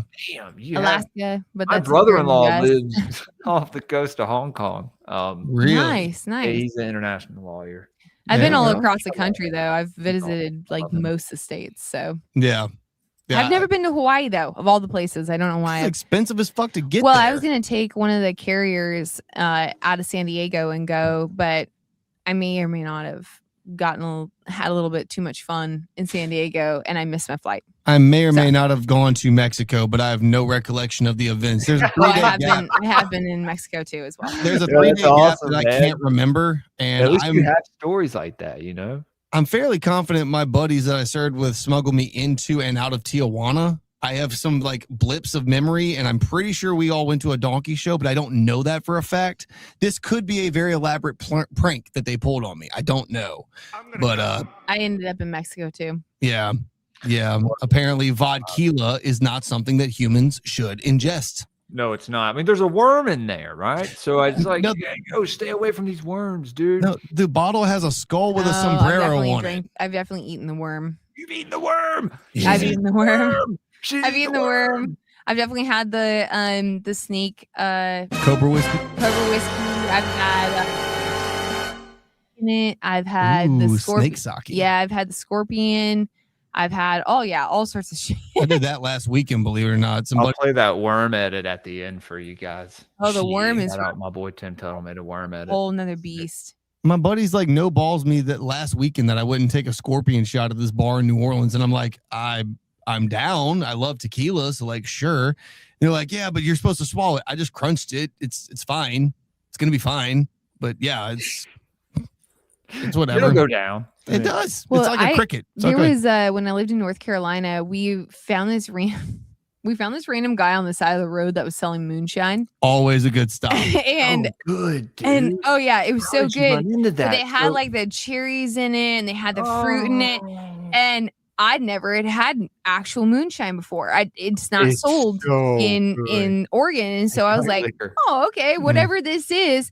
I made the mistake of eating pretty much all of the fruit from the moonshine, Oh. and it was, and I drank a Four Locos. Oh, the original Four Locos, though. The original Four Locos. Actually, I had a couple of them that night. Yeah. It was what? It was a rough. Good God, Raven. It was a rough night. Yo, Okay. the It was- worst I've ever done was like, we all chugged a Four Loko when we were driving from New York City back to DC. That was a really fun 4-hour ride, but fuck, multiple Four Locos in a night? Yeah. R.I.P. to your liver. I just came back from that hurts from my Oki, head just so- thinking about it. To be honest with you, yeah, it was a rough night that night. Four Locos. It was a used to be good the time shit, though, because like, yeah, it was a rough one. You ever I didn't mix- realize. You ever that mix a were- Four Loco with a 5-hour energy? Call that bitch a No. 9 Loco? Mhm. never do that, dude. I plan to go to sleep after drinking a Four Loko if I ever drank one. Oh, I'm sure no. back in the day when they first came out, I don't know if I was. Good drinking. luck I going to sleep. Shit. Definitely was. Mm-mm. I that will you not go up touch to that me. anymore. Have you seen those challenges where Thank you, your mom. the youth is drinking Everclear? No, like we could totally do this with no chaser, no nothing. Good for them. I Phew. love watching those challenges. Yep, that's some people's I can kids. still taste Everclear, and it's been like 2 decades since I drank it. I feel like it's not been that long, but it's definitely been like 15 nights years. with Everclear and Jameson. Yeah. Bad nights with Jameson, man. I can't even drink. I can't even Angry smell Seagram 7 and 7. Ooh. Just the thought of it makes my mouth water, and I'm like, I'm yeah. like that with Jaeger and absinthe. I can't fuck with it. Oh, Jaeger, dude! I used to drink absinthe Jaeger is so. fucking grade. Like, just like If you like licorice, then like Jaeger's your shit. And if you like menthol Jaeger, I used to absinthe smoke is your full shit. milds in the 10th grade. It was back when like hydro weed was really popular. So like, Yeah. you would smoke menthols with it because like, I went to an all black high school, so. It makes it last a little longer, you know what I'm saying? Well, then I smoked Camels for 15 years. So, Feel that. Feel that. well, I guys, never smoke cigarettes. I was all about them Good Marlboro for Reds, man. you. Mm-mm. Good for you. Yeah. I was Your like one mom, of the thank few. you for the $5 subscription. I appreciate that. They used to sell. Somebody asked if the Oregon sold it. I don't know if they still sell it. They used to sell Everclear by the gallon or the half gallons. Yeah. And That's- also, you can clean wounds with that. Like you could probably use that to do a tattoo with, and like dude, that shit is the first time I smelled it, or tasted it, I was just like, this is rubbing alcohol. Oh, It it's is. rough. It's rubbing alcohol. This isn't It's liquor. like 99 My friend, bananas I was like, "You're though. fucking with That's me." I was another one. poured rubbing alcohol in this. He was like, no, that's Everclear. I was like, okay. I mean, you can use it to sterilize your shit, though. That is a fact. And then also, RIP to Bacardi 151. That was a generational thing that's gone forever now. What? They don't make Bacardi 151 in heaven in years. The Caribou Lou is gone. Oh my God, I can't believe it. The Caribou Lou, RIP. Anybody who listens to Tech Nine knows what I'm talking about here. with Everclear, apparently. You know what? You probably can could. grow LSD with. I don't know. I don't think you can grow LSD, but like you can, apparently. More power to y'all on that one. I'm good, but sure. Yo, where can you get some real absinthe? I got it in Paris. Okay, so you need to go to Europe. Yeah, and I will say this: you don't see anything. So nasty. Well, yeah, I don't, but yeah, I'd just like to try it. I mean, it's basically a menthol Jaeger. So if you like, I tried some in Florida. Yeah, it's so bad, It's and it rough. mixes well with literally nothing. There's a bar in New Orleans that sells absinthe. It's the old Absinthe House. As a matter of fact, that's where Crowley drew his deck in New Orleans at the Absinthe House. That's still in operation today on Bourbon Street. 151. Absinthe is That's where he drew his tarot deck. Yeah. Wow. Yeah. There's something about New Orleans, man, with like the vampire lore and like the nobility families that came over from France. Oh yeah. Yeah. Oh, no, I've been to vampire bars in New Orleans. You can order a shot of human blood if you know where to look. Like it's a thing. Holy Yeah, shit. I didn't realize that's where I was until I saw Underworld. Yeah. Voodoo stuff is the stuff that I wouldn't mess with. Oh yeah, shout out Ani Osaru. He goes real deep into that stuff. I think Tim Constantine knows him. I think they probably together. This community is rather tight knit, if you will. You're like 2 phone calls away from pretty much anybody in the podcasting game in the conspiracy world. That's how it is with the occult rejects, dude. Yeah, it's like Julia knows. She's hanging out with y'all. She's always she's done like 3 shows with me in the past week. Oh really? Hell yeah. Yeah, man. Yeah, dude. we see each other all the time. Her and Cosmic Cole. Peach is out here, man, making it happen. Yeah, man. Yeah. She's awesome, dude. But guys, we're past 2.5 hours. I know it's getting late, and I don't know about y'all, but y'all are working right now. I have to work tomorrow, so it's unfortunate. But let everyone know where they can find you, and if there's anything y'all got coming, man. If and like you said, that you got some new people that are that you're putting on to the platform, to the Cult of Conspiracy. Yeah, we're trying to diversify as best we can as far as the channel is concerned, and make this a one-stop shop for all things conspiratorial. And yeah, if anybody would like to come and give us a follow on any of the socials, on the gram, on the TikToks, and all the things, we would appreciate that. If you would like to listen to any of our content, we are on Spotify, we are on Apple Podcasts, we're on Amazon Music, we're on iHeartRadio, and we are at the Cult of Conspiracy Podcast. And that is the thing. We are not on YouTube. The only place where you can see our video is on patreon.com/Cult of Conspiracy Podcast. And we appreciate everybody who comes and checks us out. Oh yeah, man. I have all y'all's descriptions or links in the descriptions. So people should know where to find you. Guys, well, we didn't, we usually have a nightly goal or a show goal that we do. We didn't reach out. I was going to try and stream because my family's asleep and I'm not going to bed yet. I was going to but may hit y'all up on Discord to all the people in the Patreon because, hell yeah. I have no friends. But guys, thank y'all for coming on again. Y'all know where to find me.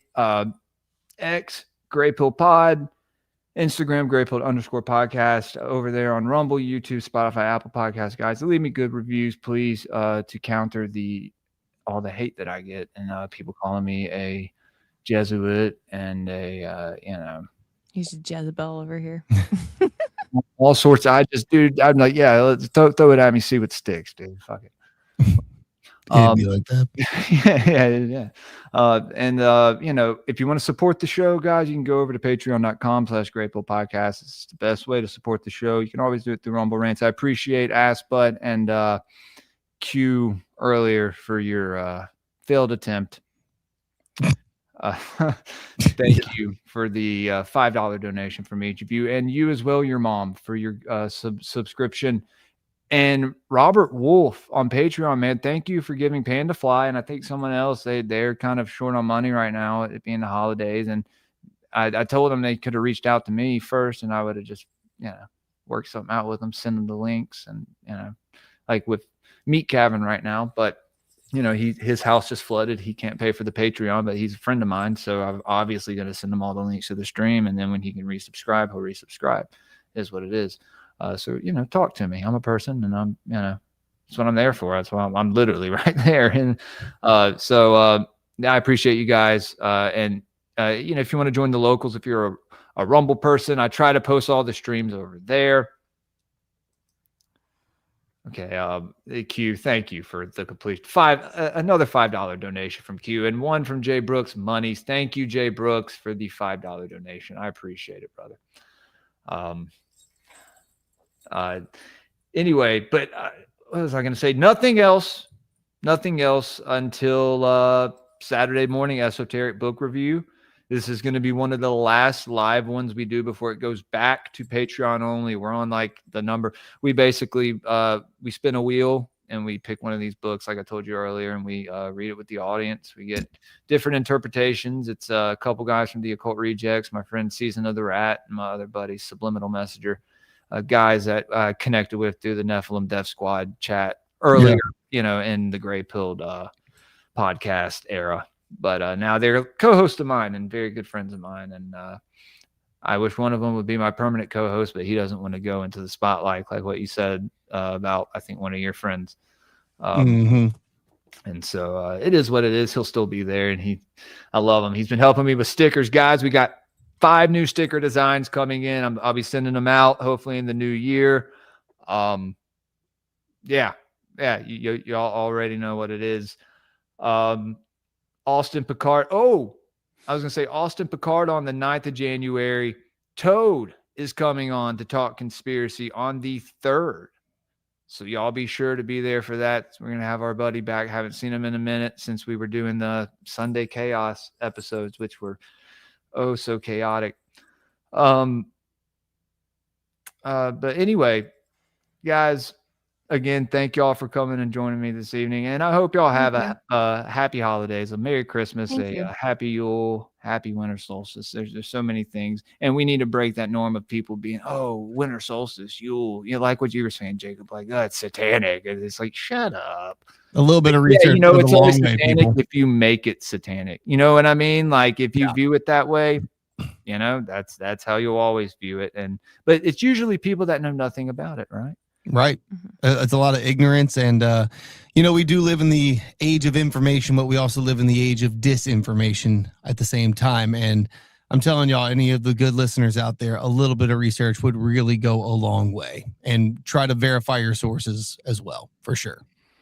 Absolutely. Absolutely. So guys, like I said, the other night, buy a Phrygian cap, fear nothing, question everything, and, stay Greypilled. We'll see y'all later. We got Jules from Greypilled Podcast joining us tonight as well. What is up, Jules? You're muted, bud. Sorry, you're muted. He's like, fuck, I got to start all over again. Oh, thank you, Nick. I'm always muted. Jules, you crushed it. Thank you so much for coming on. Let's bring in Greypilled. Sir, how are you? What's going on, man? Do you know what an egregore is? And all of a sudden, she's saying things that start to make less and less sense to me. You have this legacy now as the handsome faggot. Buy a Phrygian cap, fear nothing, and question everything, guys. Yes. Stay Greypilled. Inky wasn't directly his son, since he was an egg birth and came from like an asexual reproduction. Best way I can put it is she shapeshifted into a reptilian. Did you say egg? Yeah. She grew like almost a couple of feet tall, turned green, scales, big ass teeth, yellow eyes. Dude, I practically shit myself. Hey, we're conspiracy theorists here, guys. This is Greypilled. This isn't Timcast. Yeah. Okay. Good morning and welcome back to the Greypilled podcast. I am your host, Jules, the Mississippi mystic, the Elohim etymologist, the sound scientist. Guys, be sure to like the stream. Don't be a faggot. I look behind me. There's like this 6 foot tall reptilian in my ex-girlfriend's nightgown chasing me down the hall. You don't love me anymore. The sky outside was blood red, and I'm like, oh shit, did I die? That animalistic, carnal nature that's inside of you. It's keeping it at bay, right? It's stepping on Typhon as Hermes. It's the Greypilled podcast, dropping jewels with Jules on the Greypilled podcast. Time to school all these fools on the Greypilled podcast. Welcome to the Greypilled podcast.